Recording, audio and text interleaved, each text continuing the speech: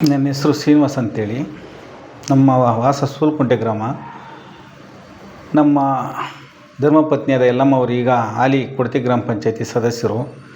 ನಾನು ಅನೇಕ ಸಮಾಜ ಸೇವೆಗಳಲ್ಲಿ ತೊಡಗಿಕೊಂಡು ಸಮಾಜ ಸೇವೆ ಮಾಡಿಕೊಂಡು ಧಾರ್ಮಿಕ ಕಾರ್ಯಗಳಲ್ಲಿ ಅಂದರೆ ದೇವಸ್ಥಾನ ಕಟ್ಕೊಂಡು ಊರಿನಲ್ಲಿ ಒಳ್ಳೆಯ ಕಾರ್ಯಕ್ರಮಗಳು ಮಾಡಿಕೊಂಡು ನಾನೊಂದು ಸಣ್ಣ ಪುಟ್ಟ ರಿಯಲ್ ಎಸ್ಟೇಟ್ ಮಾಡಿಕೊಂಡು ಬಿಸ್ನೆಸ್ ಮಾಡ್ಕೊಂಡಿರೋಂಥ ವ್ಯಕ್ತಿ. ಆದರೆ ದಿನಾಂಕ 17/9/2024 ನಮ್ಮ ದೇವಸ್ಥಾನದ ಹತ್ರ ರೇವಂತ್ ಮತ್ತು ಹುಡುಗರು ಅವರ ಸ್ನೇಹಿತರು ಮತ್ತು ನನ್ನ ಬಾಮೈದನಾದ ಶಿವಪ್ಪ ಇವರೆಲ್ಲರೂ ಅವತ್ತು 17ನೇ ತಾರೀಕು ನೈಟು ಶ್ರೀ ರೇಣುಕೆಲ್ಲಮ್ಮ ದೇವಸ್ಥಾನ ಸೂಲ್ಕುಂಟೆ ನಮ್ಮದೇ ಆದಂಥ ದೇವಸ್ಥಾನದ ಹತ್ರ ಗಣಪತಿ ಇಡುವ ವಿಚಾರವಾಗಿ ಸೇರಿಕೊಂಡಿರ್ತೀವಿ. ಆಮೇಲೆ ಈ ವರ್ಷ ಗಣಪತಿ ಇಟ್ಟು ಮತ್ತು ನಾನು ಕಾಲೇಜಿಗೆ ಹೋಗ್ಬಿಡ್ತೀನಿ ಮಾವ, ಕಾಲೇಜ್ ಸೇರಿಸು ಅಂತ ಹೇಳಿರ್ತಾರೆ. ಅದೇ ರೀತಿ ನಾನು ಕಾಲೇಜ್ ಸೇರಿಸಿರ್ತೀನಿ. ಆಮೇಲೆ ಗಣಪತಿ ಇಡಬೇಕಂತೇಳಿ ಅವನು ಆಸೆ ಪಡ್ತಾನೆ. ಆ ಗಣಪತಿನ ತುಂಬ ಶ್ರದ್ಧೆಯಿಂದ ಇಡಬೇಕು, ಬರೀ ಹೋಮಗಳು ಪೂಜೆಗಳೇ ಮಾತ್ರ ಮಾಡಬೇಕು, ಬೇರೆ ಆಡಂಬರ ಏನು ಬೇಡ ಅಂತೆಲ್ಲ ಹೇಳಿ ಒಪ್ಪಿಸಿ ಇಡೋದಕ್ಕೆ ಅವತ್ತು ಮಾತುಕತೆ ಮಾಡಿಕೊಂಡು ನಮ್ಮ ಅತ್ತೆ ಮಗನಾದ KV ಮಂಜಪ್ಪ ಮತ್ತು ಎಮ್ರೆ ಕುಮಾರ್ ಅವರು ಅಲ್ಲಿ ಬರ್ತಾರೆ. ಬಂದವಾಗ ಈ ಥರ ವಿಘ್ನೇಶ್ವರನ ಇಡಬೇಕು, ಫಸ್ಟು ನೀನೇನಾದರೂ ಕೊಡಬೇಕು ಡೊನೇಟ್ ಅಂದವಾಗ ಅವರು 50,000 ರೂಪಾಯಿ ನನ್ನ ಮೊಬೈಲ್ಗೆ ಫೋನ್ಪೇ ಮಾಡ್ತಾರೆ ಗಣೇಶನ ವಿಚಾರವಾಗಿ. ಅಲ್ಲೇ ನನ್ನ ಕಾರಲ್ಲಿದ್ದಂಥ ಹಾರ ಶಾಲುಗಳನ್ನೆಲ್ಲ ಆ ಮಂಜಪ್ಪನಿಗೆ ರೇವಂತ್ ಹುಡುಗರು ನಾವೆಲ್ಲ ಸೇರಿ ಅವನಿಗೆ ಸನ್ಮಾನ ಮಾಡಿ ರೇವಂತು ಶಿವಪ್ಪ ಅವರು ಮನೆಗೆ ಹೋಗ್ತಾರೆ. ಅವ್ರ ಹುಡುಗರೆಲ್ಲ ಮಂಜಪ್ಪ, ನಾನು, ಕುಮಾರ್ ನನ್ನ ಫಾರ್ಚುನರ್ ಕಾರ್ನ ಅಲ್ಲೇ ನಮ್ಮ ದೇವಸ್ಥಾನ ಹತ್ರ ನಿಲ್ಲಿಸ್ಬಿಟ್ಟು ಮಂಜಪ್ಪನ ಕಾರಲ್ಲಿ ವಿನಾಯಕನ ಫಂಕ್ಷನ್ಗೆ ನನ್ನ ಇನ್ವೈಟ್ ಮಾಡಿರ್ತಾರೆ ಎಮ್ರೆ ಗ್ರಾಮಕ್ಕೆ. ಆ ಎಮ್ರೆ ಗ್ರಾಮಕ್ಕೆ ಹೋಗಿ ಫಂಕ್ಷನ್ ಮುಗಿಸ್ಕೊಂಡು ಅಲ್ಲಿ ಲೇಟ್ ಆಗುತ್ತೆ, ನನಗೆ ಶುಗರ್ ಇರೋ ಕಾರಣ ನನಗೆ ಹೊಟ್ಟೆ ಹಸಿತೈತೆ ಅಂತ ಹೇಳಿದಾಗ ಅಲ್ಲೇ ಸೋಂಪುರ್ ಗೇಟ್ನಲ್ಲಿರುವ ಮಂಥನ ಹೋಟೆಲ್ಗೆ ನಾನು, ಮಂಜಪ್ಪ, ಕುಮಾರು 3 ಜನ ಊಟಕ್ಕೆ ಹೋಗ್ತೀವಿ. ಊಟ ಮುಗಿಸ್ಕೊಂಡು ಬರಬೇಕಾದ್ರೆ ಕುಮಾರನವರು ಎಮ್ರೆ ಗ್ರಾಮದಲ್ಲಿ ಇಳ್ಕೊತಾರೆ. ಮತ್ತು ನಾನು, ಮಂಜಪ್ಪ, ನಮ್ಮ ಅತ್ತೆ ಸೋದರತೆ ಮಗನಾದ ಮಂಜು ನಾವು ದೇವಸ್ಥಾನ ಹತ್ರ ಬರ್ತೀವಿ, ನಮ್ಮದೇ ದೇವಸ್ಥಾನ ಸೂಲ್ಕುಂಟೆ ಗ್ರಾಮಕ್ಕೆ. ಬಂದು ಮಂಜಪ್ಪ ನನ್ನ ಅಲ್ಲಿ ಇಳಿಸ್ಬಿಟ್ಟು ಅವ್ರ ಮನೆಗೆ ಹೋಗ್ತಾರೆ. ನಾನು ಅಲ್ಲೇ ಇದ್ದಂಥ ನನ್ನ ಕಾರ್ನ ತಗೊಂಡು ನನ್ನ ಕಾರು K03 NK 8075 ಕಾರಲ್ಲಿ, ಫಾರ್ಚುನರ್ ಕಾರಲ್ಲಿ ನನ್ನ 2ನೇ ಧರ್ಮಪತ್ನಿಯಾದ ಇಂದ್ರಾ ಅವ್ರ ಮನೆಗೆ ಹೋಗೋಣ ಅಂಥೇಳಿ, ಇಂದ್ರಾವರ ಮನೆ ಚಂಬೇನಹಳ್ಳಿ PSR ಹಾಸ್ಟೆಲ್ ಅಲ್ಲಿ ವಾಸ ಇರೋದು ನಾವು. ಅಲ್ಲಿಗೆ ಹೋಗೋಣ ಅಂಥೇಳಿ ಸುಮಾರು ಒಂದು 11:40 12 ಗಂಟೆ ಇರ್ತೈತೆ. ಆ ಟೈಮಲ್ಲಿ ಅಲ್ಲಿಂದ ನಾನು ಬರ್ತೀನಿ. ಬರಬೇಕಾದ್ರೆ ಸರ್ಜಾಪುರ ಮೇನ್ ರೋಡು ಚಂಬೇನಹಳ್ಳಿ ಗೇಟ್ನ ಸ್ವಲ್ಪ ಹಿಂಭಾಗ, ಜಿಡಿಯೋ ಚಂಬೇನಹಳ್ಳಿ ಗೇಟ್ನ ಮಧ್ಯಭಾಗದಲ್ಲಿ ನನ್ನ ಫಾರ್ಚುನರ್ ಕಾರ್ಗೆ ಒಂದು ಟಾಟಾ AC ಟ್ರಿಪ್ ಗಾಡಿ ಬಂದು ಬಲಗಡೆಗೆ ಜೋರಾಗಿ ಬಡಿತೈತೆ, ಗಾಡಿಗೆ ಆಕ್ಸಿಡೆಂಟ್ ಆಗ್ತೈತೆ. ಅದು ಬಡಿದು ಮುಂದೆ ಹೋಗಿ ನನ್ನ ಗಾಡಿಗೆ ಅಡ್ಡಲಾಗಿ ನಿಂತ್ಕೊತೈತೆ ಗಾಡಿ. ನಾನು ಕೆಳಗಡೆ ಇಳಿದು ಆಗ ನನ್ನ ಕಾರ್ನ ನೋಡ್ತೀನಿ, ನನ್ನ ಕಾರ್ ಡ್ಯಾಮೇಜ್ ಆಗಿರ್ತೈತೆ, ಮಿರ್ರರೆಲ್ಲ ಹೊಡೆದೋಗಿರ್ತೈತೆ. ಆಗ ನಾನು ಹೋಗಿ ಆ ಗಾಡಿನ ಹೋಗ್ಬಿಡ್ತಾರೆ ಅಂಥೇಳಿ ಆ ಗಾಡಿ ಫೋಟೋ ನನ್ನ ಮೊಬೈಲ್ನಲ್ಲಿ ಆ ಗಾಡಿ ನಂಬರ್ನ ಫೋಟೋ ತಗೊಂಡು ನಾನು ಹಿಂದೆ ತಿರುಗಿ ನೋಡಿದವಾಗ ಒಂದು 4 ಜನ ತಮಿಳು ಹುಡುಗರು ಇವೆಲ್ಲ ನನ್ನನ್ನು ಹಿಡ್ಕೊಂಡು ಚಾಕುಗಳು ತೋರಿಸಿ ಬಾಕ್ ತೋರಿಸಿ ಲಾಕ್ ಮಾಡ್ತಾರೆ. ಲಾಕ್ ಮಾಡಿ ಕಿರ್ಚಬೇಡ ಅಂತ ತರ್ತಾರೆ. ಅಷ್ಟರಲ್ಲಿ ಬೆಂಗಳೂರು ಕಡೆಯಿಂದ ಬಂದಂಥ ಒಂದು ಸ್ಕಾರ್ಪಿಯೋ ಕಾರ್ ಬರುತ್ತೆ. ಅದರಲ್ಲಿ ನನ್ನ ಬಲವಂತವಾಗಿ ಹಚ್ಕೊಂಡಾಗ ನಾನು ಗಾಬರಿಯಾಗಿ ಕಿರ್ಚ್ಕೊಂಡಾಗ ಡ್ರೈವರ್ ಸೀಟ್ನಲ್ಲಿದ್ದಂಥ ನಮ್ಮ ಚಿಕ್ಕಪ್ಪನ ಮಗನಾದ ರೇವಾ, ಕಿರ್ಚ್ಕೋಬೇಡ, ನಾನೇ ಇರೋ ತಿಕ್ಕಾಮಿಸ್ಕೊಂಡು ಕೂತ್ಕೊಳ್ಳೋ, ನಿನ್ನ ಪಕ್ಕದಲ್ಲಿ ಯಾರವ್ರೆ ನೋಡುವ ಅಂತಾರೆ. ನಾನು ಪಕ್ಕದಲ್ಲಿ ನೋಡಿದಾಗ ನೋಡಿ ಕುರ್ಪ್ಸಿನ ಅವನೇ, ತಿಕ್ಕಾಮಿಸ್ಕೊಂಡು ಕೂತ್ಕೋ ಅಂತ ಹೇಳ್ತಾರೆ. ಆಮೇಲೆ ನಾನು ಆ ಕುರ್ಪ್ಸಿನ ನೋಡಿದ್ಮೇಲೆ ನನಗೆ ಒಂದು ಗಾಬರಿಯಾಗಿ ನನಗೆ ಮೂರ್ಛೆ ಬರೋ ಥರ ಆಗುತ್ತೆ. ಏನಾಯ್ತೈತೆ ಅಂತ ರೇವಾ ಕೇಳ್ತಾನೆ. ನಾನು ಶುಗರ್ BP ಮಾತ್ರ ತಗೊಂಡಿಲ್ಲ ಅಂತ ಹೇಳಿದಾಗ ಎಲ್ಲೈತೆ ಅದಂತಾನೆ. ನಮ್ಮ 3ನೇ ಪತ್ನಿ PSR ಹಾಸ್ಟೆಲ್ ಅಪಾರ್ಟ್ಮೆಂಟ್ನಲ್ಲಿ ವಾಸ ಇರ್ತಾರೆ, ಅಲ್ಲಿ ಐತೆ ಮಾತ್ರೆಗಳಂತ ಹೇಳ್ತೀನಿ. ಆಗ ಅವನು ಅವರಿಗೆ ಫೋನ್ ಮಾಡಿ, ನಿಮ್ಮ ಹೆಂಡ್ತಿನ ಮಾತ್ರೆಗಳು ತಗೊಂಬಂದು ಗೇಟ್ ಹತ್ರ ಬರೋಕ್ಕೆ ಹೇಳು, ಅಲ್ಲಿ ಮಾತ್ರೆಗಳು ತಂದಿಟ್ಕೊಂಡ್ರೆ ನಾವು ಹೋಗಿ ಯಾರನ್ನ ಇಸ್ಕೊಬರ್ತೀವಿ ಅಂತೇಳಿ ಹೇಳ್ತಾನೆ. ನಾನು ಅದೇ ಅವ್ರು ಹೇಳ್ದಂಗೆ ನಮ್ಮ ಮಿಸ್ಸಸ್ ನಾಗಾಂಬಿಕಾಗೆ ಕರೆ ಮಾಡ್ತೀನಿ. ಕರೆ ಮಾಡಿ BP ಶುಗರ್ ಮಾತ್ರೆಗಳು ತಗೊಂಡು ಗೇಟ್ ಹತ್ರ ಬನ್ನಿರಿ ಅಂತ ಹೇಳ್ತೀನಿ. ನನ್ನ ಅಲ್ಲಿಂದ ಕರ್ಕೊಂಡು ಹೋಗ್ತಾರೆ.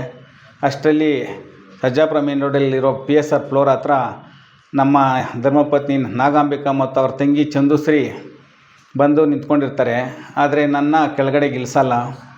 ಈ ಕಿಡ್ನಾಪ್ ಹುಡುಗರಿಗೆ ಏನು ಇದ್ದರು ಅದರಲ್ಲಿ ಒಬ್ಬರನ್ನ ಕಳಿಸ್ಬಿಟ್ಟು ಹೋಗಿ ಟ್ಯಾಬ್ಲೆಟ್ ಇಸ್ಕೊಬಾ ಅಂತ ಹೇಳ್ತಾನೆ. ಹೋಗಿ ಟ್ಯಾಬ್ಲೆಟ್ ಇಸ್ಕೊಂಡು ಅವ್ರ ಹತ್ರ ಹೋಗ್ತಾನೆ. ಅವರು ಟ್ಯಾಬ್ಲೆಟ್ ಕೊಡ್ತಾರೆ, ಏನೋ ಕೇಳ್ತಾ ಇರ್ತಾರೆ, ಆದರೆ ಅವನು ಏನು ಹೇಳಲ್ಲ. ಮತ್ತೆ ಬಂದು ಕಾರ್ ಹತ್ಕೊತಾನೆ. ಆ ಟ್ಯಾಬ್ಲೆಟ್ಗಳು ನನಗೆ ಕೊಡ್ತಾರೆ, ನಾನು ಟ್ಯಾಬ್ಲೆಟ್ಗಳು ಕುಡಿತೀನಿ. ಅಲ್ಲಿಂದ ನನ್ನ ಕರ್ಕೊಂಡು ಸರ್ಜಾಪುರ ಪೊಲೀಸ್ ಲಿಮಿಟಲ್ಲಿರುವ ದೊಡ್ಡ ತಿಮ್ಸಂದ್ರ ಗ್ರಾಮದ ಒಂದು ವಿಲ್ಲಾ ಪ್ಲಾಟಿಗೆ ನನ್ನ ಕರ್ಕೊಂಡೋಗ್ತಾರೆ. ಕರ್ಕೊಂಡೋಗಿ ಅಲ್ಲಿ ಕೂಡಾಕಿ ನನ್ನ ವಿಚಾರಣೆ ಮಾಡ್ತಾರೆ. ನೀನು ರೇವಂತನಿಗೆ ಯಾಕೆ ದುಡ್ಡಕ್ಕೆ ಸಪೋರ್ಟ್ ಮಾಡ್ತಾಯಿದ್ದೀಯಾ? ನೀನೇನಾದರೂ ನನ್ನ ಹೊಡಿಸೋದಕ್ಕೆ ನಾನು ಅವ್ರ ಜೊತೆಲಿ ಸೇರ್ಕೊಂಡು ಪ್ಲ್ಯಾನ್ ಮಾಡ್ತಾಯಿದ್ದೀಯಾ? ನೀನು ಎಷ್ಟೆಷ್ಟು ದುಡ್ಡು ಕೊಟ್ಟಿದ್ಯಾ? ನಮ್ಮ ಹತ್ರ ಪ್ರೂಫ್ ಇದೆ. ನೀನೇನೋ ನಮ್ಮ ಹೊಡಿಸೋದು ಪ್ಲ್ಯಾನ್ ಮಾಡ್ತಾಯಿದ್ದು ಅಂತೇಳಿ ನನ್ನ ವಿಚಾರಣೆ ಕುರುಪ್ಸೇನ ಮತ್ತು ರೇವಾ ಇಬ್ಬರು ಕೇಳಿದಾಗ ನಾನು ಹೇಳ್ತೀನಿ, ಇಲ್ಲರೋ ರೇವಂತ ನನಗೆ ಬಾಮೈದಾಗಬೇಕು, ನೀನು ನಮ್ಮ ಚಿಕ್ಕಪ್ಪ ಮಗ, ನಾವು 3 ಜನ ಒಂದು ಸಮುದಾಯದವರು, ನಾವು ಹೊಡೆದಾಡ್ಕೊಂಡ್ಲಿ ಆ ಊರಲ್ಲಿ ಅನ್ನೋದು ಎಲ್ಲ ಬೇರೆ ಸಮುದಾಯದವ್ರಿಗೆ ಇದೆ. ಆದ್ದರಿಂದ ಅವನ್ನ ಎಲ್ಲನ ಬುದ್ಧಿ ಹೇಳಿ ಕಾಲೇಜಿಗೆ ಸೇರ್ಕೊಳ್ಳೋ, ನೀನು ಕಾಲೇಜ್ ಸೇರಿಸ್ಕೊಂಡ್ರೆ ನಿಮ್ಮ ಅಪ್ಪನೂ ಸೇರಿಸ್ಕೊತಾರೆ ಅಂತೇಳಿ ಬುದ್ಧಿ ಹೇಳಿ ಅವನ ಕಾಲೇಜ್ ಸೇರಿಸಿದ್ದೀನಿ. ಅವನು ಚಿಕ್ಕಬಳ್ಳಾಪುರ ಕಾಲೇಜ್ಗೆ ಹೋಗ್ತಾನೆ. ಮತ್ತು ದುಡ್ಡು ಕಾಸು ಯಾಕೆ ಕೊಟ್ಟೆ ಅಂತ ಕ್ವಶನ್ ಮಾಡ್ತಾರೆ. ಆವಾಗ ನೀವು ಧ್ವಂಸನ ಸರ್ವೆ ನಂಬರ್ 189 ಏನು ಸದ್ದಾಮ್ನು ನೀನು ಗಂಟನಹರಿ ಏನು 89 ಕೋಟಿಗೆ MOU ಮಾಡಿಕೊಂಡು ರೈತರುಗಳೇ ಬರೀ 19 ಲಕ್ಷ ಏನು 7 ಜನಕ್ಕೆ ನೀವು ಅಮೌಂಟ್ ಕೊಟ್ಬಿಟ್ಟು ಇನ್ನು ಮಿಕ್ಕಿರೋ ಅಮೌಂಟ್ ಪೂರ್ತಿ ನೀನು ಗಂಟನಹರಿ ಸದ್ದಾಮ್ ನೀವು ರೈತರಿಗೇನೋ ಫ್ರಾಡ್ ಮಾಡಿದ್ರಂತೇಳಿ ಆ ರೈತರುಗಳೆಲ್ಲ ರೇವಂತ್ನ ಹತ್ರ ಬಂದಿದ್ರಂತೆ. ಆವಾಗ ರೇವಂತ್ನು ಆ ರೈತರನ್ನ ಕರ್ಕೊಂಡು ನಮ್ಮ ಹತ್ರ ಬಂದು ಮಾತಾಡಿದವಾಗ ನಾವು ಅನ್ಯಾಯ ಇದ್ದರೆ ಹೋಗಿ ಕಂಪ್ಲೇಂಟ್ಗಳು ಕೊಡ್ರಿ ಅಂತೇಳಿ ಕಂಪ್ಲೇಂಟ್ಗಳೆಲ್ಲ ಕೊಡಿಸ್ತಾ ರೇವಂತ. ಅವನ ಹತ್ರ ದುಡ್ಡು ಕಾಸು ಇರದ ಕಾರಣ ಡೀಸೆಲ್ಗಳಿಗೆ ಊಟಗಳು ಕೊಡ್ಸೋಕೆ ಮಾಮ ಕಾಸಿದ್ರೆ ಹಾಕು, ಇದೆಲ್ಲ ಕ್ಲಿಯರ್ ಆದಮೇಲೆ ನಾನು ಕೊಡ್ತೀನಿ ಅಂತ ಹೇಳ್ತಾ ಇದ್ದ. ಆವಾಗ ನಾನು ಫೋನ್ಪೇ ಮಾಡಿರೋದು ನಿಜಾನೇ, ರೇವಂತ್ನಿಗಲ್ಲ, ರೇವಂತ್ ಫ್ರೆಂಡು ತಿಲಕನಿಗೆ ಮಾಡಿದ್ದೀನಿ. 10,000 20,000 ಡೀಸೆಲ್ ಕಾಸು ಹಾಕಿಸಿದ್ದೀನಿ. ಅದಕ್ಕೆ ಅವ್ರು ಆಮೇಲೆ ಹೋಗಿ ಎಲ್ಲ ಕಂಪ್ಲೇಂಟ್ಗಳೆಲ್ಲ ಕೊಟ್ಟಿದ್ದಾರೆ ರೈತರಿಗೆ ಕರ್ಕೊಂಡೋಗಿ, ಅದಕ್ಕೆ ಕಾಸು ಕೊಟ್ಟಿದ್ದೀನಿ ಅಷ್ಟೇ ಅಂತ ಹೇಳ್ತೀನಿ. ಸ್ಟಾಲಿನ್ ಕೇಸಲ್ಲಿ ಅವ್ನಿಗೆ ಹೆಲ್ಪ್ ಮಾಡಿದವ್ರು ಯಾರು ಅಂತ ಕೇಳ್ತಾರೆ. ಇಲ್ಲ ಅದರಲ್ಲಿ ನನಗೆ ಗೊತ್ತಿಲ್ಲ ರೇವಾ ಅಂತ ಹೇಳ್ತೀನಿ. ಆವಾಗ ರೇವಾ ಪಕ್ಕದಲ್ಲಿದ್ದಂಥ ಕುರುಪ್ಸಿನ್ಗೆ ಹೇಳ್ತಾನೆ, ನೋಡ್ದ ಸಿನಾ, ನಿಮ್ಮ ಅಣ್ಣನೇ ಎಲ್ಲ ಇದರಲ್ಲಿ ಪ್ಲ್ಯಾನ್ ಮಾಡ್ತಾರೆ, ನಿಮ್ಮ ಅಣ್ಣನ್ನ ಫಸ್ಟ್ ಹೊಡೆದು ಬಿಡೋಣ ಅಂತ ಹೇಳಿದೆ. ಅದಕ್ಕೆ ನಾನು ಹೇಳಿತ್ತು ಅವನು ಎತ್ತಕೊಂಬಂದು ಬಾಯಿ ಬಿಡಿಸ್ಬಿಟ್ಟು ಹೊಡೆಯೋಣ ಅಂತ. ನೋಡು ನಿಜಾಂಶ ಕರೆಕ್ಟಾಗಿ ಬರ್ತಾಯಿದೆ, ಅವನೇನಿಲ್ಲ, ಅವ್ನು ಹೆಲ್ಪ್ ಮಾಡೋವನೇ ಸರಿ ಅಂತ ಹೇಳ್ತಾರೆ. ಆಗ ಮತ್ತೆ ರೇವಂತನ ಕರೆಸು, ರಾಜಿ ಮಾಡಿಕೊಂಡು ಅವನ್ನ ಬಿಟ್ಬಿಡೋಣ ಅಂತ ಹೇಳ್ತಾರೆ. ಅದಕ್ಕೆ ನಾನು ಹೇಳ್ತೀನಿ, ಬೇಡ, ಅವನ್ನ ಏನು ಈ ರೌಡಿಸಮಲ್ಲಿ ಇದಿಲ್ಲ, ನೆಮ್ಮದಿ ಇರೋಲ್ಲ, ಬಿಟ್ಬಿಡು ಅಂಥೇಳಿ ಅವ್ನು ಒಳ್ಳೆಯ ಮನುಷ್ಯನ ಮಾಡಿದ್ದೀವಿ. ಅವನ ಕಾಲೇಜಿಗೆ ಚಿಕ್ಕಬಳ್ಳಾಪುರ ಕೆಂಪೇಗೌಡ ಕಾಲೇಜಿಗೆ ಲಾಯರ್ ಮಾಡೋದಕ್ಕೆ ಅವನ್ನ ಅಡ್ಮಿಷನ್ ಮಾಡಿಸಿದ್ದೀನಿ. ಇನ್ನೇನು 22ನೇ ತರಕ್ಕೆ ಹೋಗ್ತಾನೆ, ಅಡ್ಮಿಷನ್ ಆಗ್ತಾನೆ. ಬೇಡ ಅವನು ಬಿಡೋ, ಅವನ ಕಡೆಯಿಂದ ಏನಾದರೆ ನಾನು ನನ್ನ ಮಕ್ಳು ಜವಾಬ್ದಾರಿ ಇರ್ತೀವಿ ಅಂತೆಲ್ಲ ಹೇಳ್ತೀನಿ. ಆಮೇಲೆ ಈಗ ಅವನ ಬಗ್ಗೆ ಯಾರು ಅವನು ಹೊಡೆದ್ಬಿಡ್ತಾರಾ, ಏನಿಲ್ಲ, ಅವ್ನು ರಾಜಿ ಮಾಡೋಣ ಅಂತಲೇ ಹೇಳ್ತಾಯಿದ್ದೀವಿ. ಅವನು ನನಗೆ ಬಾಮೈದ ತಾನೆ, ನಾನು ಸ್ವಲ್ಪ ಕಾಲೇಜಿಗೆ ಫೀಸ್ ಕೊಡ್ತೀನಿ ಕರ್ಸು ಅಂತೇಳಿ ನನ್ನ ಎಷ್ಟೆಷ್ಟೋ ಹೇಳ್ತಾರೆ. ಬೇಡರೋ, ದೊಡ್ಡದು ಮಾಡ್ಕೋಬೇಡ, ಇಲ್ಲಿಗೆ ಬಿಟ್ಬಿಡು, ಇದನ್ನು ನಾನು ನೋಡ್ಕೊತೀನಿ ಒಂದಂತೆಲ್ಲ ಎಷ್ಟು ಹೇಳಿದ್ರು. ನಿನಗೊಂದು ವಿಷಯ ಗೊತ್ತಾ ಅಂತಾರೆ. ಏನಂತ ಕೇಳಿದವಾಗ, ನಿನ್ನ ಕಿಡ್ನಾಪ್ ಮಾಡೋಕ್ಕೆ ಮುಂಚೆನೇ ನಿನ್ನ ಚಿಕ್ಕ ಮಗನ್ನ ಚಿಕ್ಕಬಳ್ಳಾಪುರ ಹಾಸ್ಟ್ಲ್ ಹತ್ರ ಹೋಗಿ ಮಾತಾಡ್ಸ್ಬೇಕು ಬಾ ಅಂತ ಕರೆದ್ವಿ, ಬಂದ. ನಿನ್ನ ಚಿಕ್ಕ ಮಗನೂ ಕಿಡ್ನಾಪ್ ಸಂಜೆನೇ ಮಾಡಿಬಿಟ್ವಿ ಅಂತ ಹೇಳ್ತಾರೆ. ನಾನು ಹತ್ಕೊಂಡು, ಯಾಕೋ ರೇವಾ ಹಿಂಗೆ ಮಾಡ್ತಾಯಿದ್ದೆ, ಯಾಕೋ ಏನಾಯಿತು, ಯಾಕೋ ನನ್ನ ಮಗನಲ್ಲಿ ಹಿಂಗೆ ಮಾಡ್ತೀಯ ಅಂತ ಹೇಳ್ತೀನಿ. ಆಮೇಲೆ ನಾನು ಅದನ್ನು ನಂಬ್ತೀನಿ. ಹೆಂಗೆ ನಂಬ್ತೀನಿ ಅಂದರೆ, ನನ್ನ ಚಿಕ್ಕ ಮಗನಿಗೆ ನಮ್ಮ ಮನೆಯಲ್ಲಿ ಚಿಕ್ಕ ಮಗನಿಗೆ ಜಗಳಗಳು ಇವನೇ ತಂದಿಟ್ಟಿರ್ತಾನೆ. ಕಾರಣ ನನಗೆ 3 ಜನ ಹೆಂಡ್ತಿರಾಗಿರೋದ್ರಿಂದ ನಿನಗೆ ನಿಮಗೆ ಸಮಾಜದಲ್ಲಿ ಮರ್ಯಾದೆ ಇಲ್ದಿರ ಮಾಡಿದ್ದಾನೆ, ಎಲ್ಲ ಆಸ್ತಿಗಳಲ್ಲಿ ಪಾಲು ಕೊಡ್ತಾನೆ ಅಂತೇಳಿ ನನ್ನ ಮಗನ ಎತ್ಕಟ್ಟಿ ಸುಮಾರು ಸರಿ ನಮ್ಮ ಮನೇಲಿ ಜಗಳಗಳು ಮಾಡಿಸಿ ನನ್ನ ಮಗ ವರ್ಷಾನುಗಟ್ಟಲೆ PGಗಳಲ್ಲಿ ಇದ್ಕೊಂಡು ವಿದ್ಯಾಭ್ಯಾಸ ಮಾಡ್ತಾಯಿರ್ತಾನೆ. ಅಷ್ಟೊಂದು ಇದು ಮಾಡಿರ್ತಾನೆ. ಯಾಕಂದರೆ ನನಗಿನ್ನ ಜಾಸ್ತಿ ಅವ್ನು ಮಾತು ಕೇಳ್ತಾಯಿರ್ತಾನೆ. ಅದಕ್ಕೆ ಕಿಡ್ನಾಪ್ ಮಾಡಿಬಿಟ್ಟವ್ರು ಅಂಥೇಳಿ ನನಗೂ ಅನಿಸಿ ಹತ್ಕೊಂಡು ಎಷ್ಟೋ ಕೈ ಕಾಲು ಹಿಡ್ಕೊಂಡು ಕೇಳ್ಕೊಂಡ್ರು. ಅವನು ಈಗ ರೇವಂತನ ಕರ್ಸಲ್ಲ ಅಂತೇಳಿ ಧಮಕಿ ಹಾಕ್ತಾರೆ. ಆವಾಗಲೂ ಹೇಳ್ತೀನಿ, ಬೇಡ ರೇವಾ, ದುಡುಕ್ಬೇಡವ್ರು, ನನಗೆ ಅವನು ಎಷ್ಟು ನೀನು ಅಷ್ಟೇ ಅಂತೆಲ್ಲ ಹೇಳ್ತೀನಿ. ಏನು ಹೇಳಿದ್ರು ಚಿಕ್ಕ ಮುಚ್ಕೊಂಡು ಎಷ್ಟು ಮಾಡ ಅಂತೇಳಿ ಪಿಸ್ತೂಲ್ ಎತ್ತಿ ನನ್ನ ತಲೆಗಿಡ್ತಾರೆ. ಆವಾಗೂ ನಾನು ಕೇಳ್ತೀನಿ, ಅವನೇನು ಮಾಡಲ್ಲ ಅಂತ ಪ್ರಮಾಣ ಮಾಡ್ರು ಅಂತ. ನಿಜವಾಗ್ಲೂ ನೀನೇ ಎಲ್ಲ ಸೃಷ್ಟಿ ಮಾಡ್ತಾಯಿದ್ದೆ, ನಾವೇನು ಕೊಡೋಣ, ಅವ್ನ ಜೊತೆ ಸ್ವಲ್ಪ ನಿಜಾಂಶಗಳು ತಿಳ್ಕೊಂಡು ನಾವೆಲ್ಲ ಒಂದಾಗೋಣ, ನಾನು ಫೀಸ್ಗೆ ಅಮೌಂಟ್ ಕೊಡ್ತೀನಿ ಅಂತೇಳಿ ಒಪ್ಪಿಸ್ತಾರೆ. ಸರಿ, 18ನೇ ತಾರೀಕು ಬೆಳಗ್ಗೆ ನಾನು ಕರ್ಕೊಂಬರೋದಕ್ಕೆ ಹೇಳ್ತೀನಿ. ಆವಾಗ ಅವರು ನಂಬಲ್ಲ. ನನ್ನ ಕಾರಲ್ಲಿ ಕುರುಪ್ಸಿನ ಅವನು ಕಳಿಸಿ ಇನ್ನೊಬ್ಬ ಕಿಡ್ನಾಪ್ ಹುಡುಗನ ಕಳಿಸ್ತಾರೆ. ರೇವನ್ ಕೈಗೆ ರೇವನು ಪಿಸ್ತೂಲ್ ಕೊಡ್ತಾನೆ ಕುರುಪ್ಸಿನಾಗೆ, ಇವನು ಹುಷಾರಾಗಿ ನೋಡ್ಕೊಂಡು ಕರ್ಕೊಬನ್ರಿ ಅಂತ. ಆಮೇಲೆ ನಾವು ಅಲ್ಲಿಂದ ಹೊರಡ್ತೀವಿ. ಸುಲ್ಕುಂಟೆ ಗ್ರಾಮದ ಕಡೆ ಹೊಡೆದಾಗ ಬರಬೇಕಾದ್ರೆ ಫೋನ್ ಮಾಡ್ತಾನೆ ಕುರುಪ್ಸಿನ ರೇವನಿಗೆ, ಗುರು ಎಲ್ಲಿ ಕರ್ಕೊಂಬರ್ಬೇಕಂತ. ಚಂದಾಪುರ ರೋಡಲ್ಲಿರೋ ಬೈಲು ಬಸವಣ್ಣ ದೇವಸ್ಥಾನ ಹತ್ರ ಕರ್ಕೊಬನ್ರಿ ಅಂತ ಹೇಳ್ತಾನೆ. ಆಮೇಲೆ ಕುರುಪ್ಸಿನ ಹೋಗ್ಬೇಕಾದ್ರೆ ನನಗೆ ನೀನು ಏನಾನ ಡಬಲ್ ಗೇಮ್ ಅವೆಲ್ಲ ಮಾಡಬಾರ್ದು ಅದು ಇದೆ ಅಂತೇಳಿ ನಂಗೆ ಧಮಕಿ ಹಾಕ್ಕೊಂಡು ಬರ್ತಾಯಿರ್ತಾರೆ. ಆಮೇಲೆ ನಾನು ಚಂದಾಪುರ ರೋಡ್ ಹತ್ತತ್ರ ಬಂದವಾಗ ರೇವಂತನಿಗೆ ಕರೆ ಮಾಡ್ತೀನಿ. ಕರೆ ಮಾಡಿ ಯಾಕೆ ಮಾಮ ಅಂತಾನೆ, ಎಲ್ಲಿದ್ದೀಯೋ ರೇವಂತ ಅಂತ ಕೇಳ್ತೀನಿ. ಮನೆ ಹತ್ರ ಇದ್ದೀನಿ ಅಂತಾನೆ. ಮತ್ತು ಹಿಂಗೆ ಎಲ್ಲೋ ಹೋಗ್ಬೇಕು ಬಾರೋ ದೇವಸ್ಥಾನ ಹತ್ರ ಅಂತ ಕರಿತೀನಿ. ಆಯ್ತು ಮಾಮ ಬರ್ತೀನಿ ಅಂತ ಹೇಳ್ತಾನೆ. ಆವಾಗ ರೇವಂತ್ ನಾವು ಎಲ್ಲಮ್ಮನ ದೇವಸ್ಥಾನ ಹತ್ರ ನಾನು ಕುರುಪ್ಸಿನ ಹುಡುಗ ನನ್ನ ಕಾರಲ್ಲಿ ಹೋಗ್ತೀವಿ. ಹೋಗ್ಬಿಟ್ಟು ಅಲ್ಲೇ ರಿವರ್ಸ್ ಎತ್ಕೊಂಡು ನಮ್ಮ ದೇವಸ್ಥಾನ ಮುಂದೆಗಡೆ ಲೈಟ್ ಕಂಬದ ಹತ್ರ ಗಾಡಿ ಹಾಕ್ಕೊತಾನೆ ಕುರುಪ್ಸಿನ. ಅಲ್ಲೇ ಇದ್ದಂಥ ನನ್ನ ಹೆಂಡ್ತಿ ಎಲ್ಲಮ್ಮ, ಮೊದಲನೇ ಹೆಂಡ್ತಿ ಎಲ್ಲಮ್ಮ ಬಂದು ನಮ್ಮನ್ನು ನೋಡ್ಬಿಟ್ಟು ಕಾರ್ ಹತ್ರ ಬರ್ತಾಳೆ. ಆವಾಗ ಕುರುಪ್ಸಿನ ನಿಮ್ಮ ಮಿಸ್ಸಸ್ ಇಲ್ಲಿ ಬರೋಕ್ಕೆ ಮುಂಚೆ ಇಳಿದ್ಬಿಟ್ಟು ನಾನು ರೇವಂತ ಅಣ್ಣ ಮನೆಗೆ ಹೋಗ್ತೀವಿ ಅಂತ ಹೇಳು, ಇಲ್ಲಾಂದರೆ ನೀನನ್ನು ಡಬಲ್ ಗೇಮ್ ಮಾಡಿದ್ರೆ ನಿನ್ನ ಇಬ್ಬರನ್ನೂ ಉಳಿಸಲ್ಲ ಅಂತೇಳಿ ಧಮಕಿ ಹಾಕ್ತಾನೆ. ಅವನ ಮಾತಂತೆ ನಾನು ಕೆಳಗಡೆ ಇಳಿದೋಗಿ ನಮ್ಮ ಮಿಸ್ಸಸ್ಗೆ ಹತ್ರ ಹೋದಾಗ ಅವ್ರು ಯಾಕೆ ಊತಾರಿಲ್ಲ ಅಂತಾರೆ. ಅವತ್ತು ಹುಣ್ಣಿಮೆ ಆಗಿರೋದ್ರಿಂದ ದೇವಸ್ಥಾನದಲ್ಲಿ ಯಾವಾಗಲೂ ನಾನೇ ಊತಾರೋದು, ಯಾಕೆ ಊತಂದಿಲ್ಲ ಅಂತಾರೆ. ಇಲ್ಲ ಅಂಥೇಳಿ ನೀನು ಅಲ್ಲೇನು ಹೋಗ್ಬೇಡ, ಹೋಗಿ ಪೂಜೆ ಮಾಡೋಗು ಅಂತ ಹೇಳ್ತೀನಿ. ಅದರಂತೆ ನಾನು ಎಲ್ಲೋ ಹೋಗ್ತಾಯಿದ್ದೀನಿ ಅಂತ ಹೇಳ್ತೀನಿ. ಯಾಕೆ ಹಂಗಿದೆಯಾ, ಯಾಕೆ ಅಳು ಮಕ್ಕ ಇಟ್ಕೊಂಡೆ ಅಂತ ಕೇಳ್ತಾರೆ. ನಾನು ಏನು ಹೇಳಲ್ಲ. ಮತ್ತು ನಾನು ಬಂದು ಕಾರಲ್ಲಿ ಕೂತ್ಕೊತೀನಿ. ಸುಮಾರು ಒಂದು 12 ಗಂಟೆ 2 ನಿಮಿಷ ಆಗಿರ್ತೈತೆ. 5 ನಿಮಿಷ ಬಿಟ್ಟು ರೇವಂತ ಅವನ ಸ್ನೇಹಿತರ ಜೊತೆಯಲ್ಲಿ ಕಾರಲ್ಲಿ ಬರ್ತಾನೆ. ಅಲ್ಲಿಗೆ ಬಂದು ನನ್ನ ಕಾರಲ್ಲಿ ಹಿಂದೆ ಡೋರ್ ತೆಗೆದು ಹತ್ಕೊತಾನೆ. ಅವನ ಜೊತೆಲಿರೋ ಹುಡುಗರನ್ನ ನಾನು ಕರಿತೀನಿ, ನೀವು ಹೊತ್ಕೊಳ್ರೋ ತಿಲಕ ಅಂತೆಲ್ಲ ಹೇಳ್ತೀನಿ. ಆಗ ರೇವಂತ ಬೇಡ ಮಾಮ, ಅದು ಬಾಡಿಗೆ ಹೊಡೆಗೆ ಹೋಗ್ತೈತೆ ಎಲ್ಲ ಗಾಡಿ, ಹುಡುಗರು 2 ವೀಲರ್ ಎತ್ಕೊಂಡ್ಬರ್ತಾರೆ, 2 ವೀಲರ್ ಎತ್ಕೊಂಡು ಚಂದಾಪುರ ರೋಡಿಗೆ ಬಂದರು ಅಂತ ಹೇಳ್ತಾನೆ. ಆಮೇಲೆ ನಾವು ಅಲ್ಲಿಂದ ಹೊರಡ್ತೀವಿ. ಒಂದು 12:05 12:06ಗೆ ಅಲ್ಲಿಂದ ಬಿಡ್ತೀವಿ. ಬಿಟ್ಟಿದ್ದಾದಮೇಲೆ ಬಸವಣ್ಣ ದೇವಸ್ಥಾನ ಚಂದಾಪುರ ರಸ್ತೆಯಲ್ಲಿರೋ ಬೈಲು ಬಸವಣ್ಣ ಗುಡಿ ಹತ್ರ ಬಂದವಾಗ ಆ ಛತ್ರದ ಹತ್ರ ಕಾಂಪೌಂಡ್ ಒಳಗಡೆ ಹೋಗೋ ಹೊತ್ತಿಗೆ ಅಲ್ಲಿ ಇನೋವಾ ಕಾರು ಮತ್ತು ಸ್ಕಾರ್ಪಿಯೋ ಕಾರು ಒಂದು 2 ವೀಲರ್ ಇರ್ತೈತೆ. ಅಲ್ಲಿ ಒಳಗಡೆ ಹೋಗಿ ನನ್ನ ಕಾರ್ ನಿಲ್ಲಿಸೋ ಹೊತ್ತಿಗೆ ಇನೋವಾನಲ್ಲಿ ಸ್ಕಾರ್ಪಿಯೋಲಿರೋ ಹುಡುಗರು ಓಡಿ ಬರ್ತಾರೆ ನನ್ನ ಕಾರ್ ಹತ್ರ ಅಟ್ಯಾಕ್ ಮಾಡೋಕೆ ರೇವಂತನ್ನ. ಆವಾಗ ಇದೇ ರೇವ ಹೇಳ್ತಾನೆ, ಅವ್ನು ಕರ್ಸಿರೋ ರಾಜಿ ಮಾಡೋಕೆ ಯಾರು ಅವನೇನು ಮಾಡಬೇಡ್ರಿ, ತಿಕ್ಕ ಮುಚ್ಕೊಂಡು ಕಾರ್ಗಳ ಹತ್ರ ಅಂತ ಹೇಳ್ತಾನೆ. ಆವಾಗ ಅಲ್ಲಿ ನನಗೂ ರೇವಂತ್ಗೆ ಇಬ್ರಿಗೂ ಧೈರ್ಯ ಬರುತ್ತೆ. ರೇವಂತನು ಹೇಳ್ತಾನೆ, ಬಿಡುಮಮ್ಮ ಹೆಂಗೋ ರಾಜಿ ಮಾಡು ಅಂತ ಹೇಳಿದ್ದೆ, ಒಳ್ಳೇದಾಗ್ತೈತೆ, ಏನೋ ಮಾಡಿ ಮುಗಿಸ್ಬಿಡುಮಮ್ಮ, ನಾನು ಕಾಲೇಜ್ಗೆ ಹೋಗ್ಬಿಡ್ತೀನಿ ಅಂತ ನನಗೆ ಹೇಳ್ತಾನೆ. ಇಲ್ಲಿ ಬೇಡ ಬಾ ಅಂತೇಳಿ ಕೊಂಸಂದ್ರ ಗ್ರಾಮದಲ್ಲಿ ಒಂದು ಕ್ರಿಕೆಟ್ ಗ್ರೌಂಡ್ ಇರ್ತೈತೆ, ಅಲ್ಲಿ ಕರ್ಕೊಂಡೋಗ್ತಾರೆ. ಅಲ್ಲಿ ಯಾರೂ ಜನ ಓಡಾಡಲ್ಲ. ಅಲ್ಲಿ ಕರ್ಕೊಂಡೋಗಿ ಇಳಿಸ್ಕೊಂಡು ರೇವಂತನನ್ನು ಅಲ್ಲಿ ಸ್ಟಾರ್ಟ್ ಮಾಡ್ತಾರೆ. ಸೀನು ನಿನಗೆ ನಾನು ಮಾಡೋದಕ್ಕೆ ಎಷ್ಟು ದುಡ್ಡು ಕೊಪ್ಸಿದ್ದಾನೆ, ಅವನೇನು ದುಡ್ಡು ಕಾಸು ಕೊಡ್ತಾವನೆ, ಸ್ಟಾಲಿನ್ ಕೇಸಲ್ಲಿ ನನ್ನ ಗಡಿಪಾಡು ಮಾಡೋಷ್ಟು ರೆಕಮೆಂಡ್ ಯಾರು ನಿನಗೆ ಸಪೋರ್ಟ್ ಮಾಡಿದ್ರು, 189 ಸರ್ವೆ ನಂಬರಲ್ಲಿ ರೈತರುಗಳನ್ನೆಲ್ಲ ಕರ್ಕೊಂಡು ನೀನು ಯಾಕೆ ಕಂಪ್ಲೇಂಟ್ ಕೇಸ್ ಕೊಡ್ತಾಯಿದ್ದೆ, ನಿನ್ನ ದುಡ್ಡು ಕಾಸು ಸಪೋರ್ಟ್ ಮಾಡ್ತಾ ಇರೋದು ಯಾರು ಅಂತ ಕೇಳ್ತಾನೆ.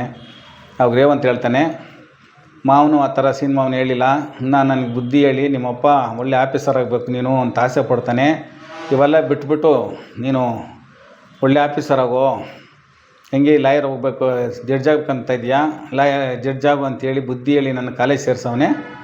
ಆಮೇಲೆ ಈ 189 ಸರ್ವೆ ನಂಬರಲ್ಲಿ ನೀವು ಅನ್ಯಾಯ ಮಾಡಿದರೆ ದುಡ್ಡು ಕೊಡ್ದಿರೋ ರೈತರಿಗೆ, ಅದಕ್ಕೆ ನಾನು ಕರ್ಕೊಂಡೋಗಿ ಕಂಪ್ಲೇಂಟ್ಗಳು ಕೊಡ್ಸಿರೋದು ನಿಜಾನೇ. ಸ್ಟಾಲಿನ್ ಕೇಸಲ್ಲಿ ನನ್ನ ಜೊತೆಗಿರೋ ಹುಡುಗನ ಎತ್ಕೊಂಡು ನೀವು ಹೊಡೆದಿದ್ದು ನಿಜ, ಅವ್ನು ಯಾಕೆ ಎತ್ಕೊಂಡೋಗಿ ಹೊಡೆದ್ರೆ ಅಂತ ನೀನು ನಿಜ ಹೇಳಮ್ಮ, ನಾನು ಹೇಳ್ತೀನಿ ಯಾರು ಸಪೋರ್ಟ್ ಮಾಡಿದ್ರು ಅಂತ ಹೇಳ್ತೀನಿ ಅಂತ ಅವ್ನು ಗಟ್ಟಿಯಾಗಿ ಕೇಳ್ತಾನೆ.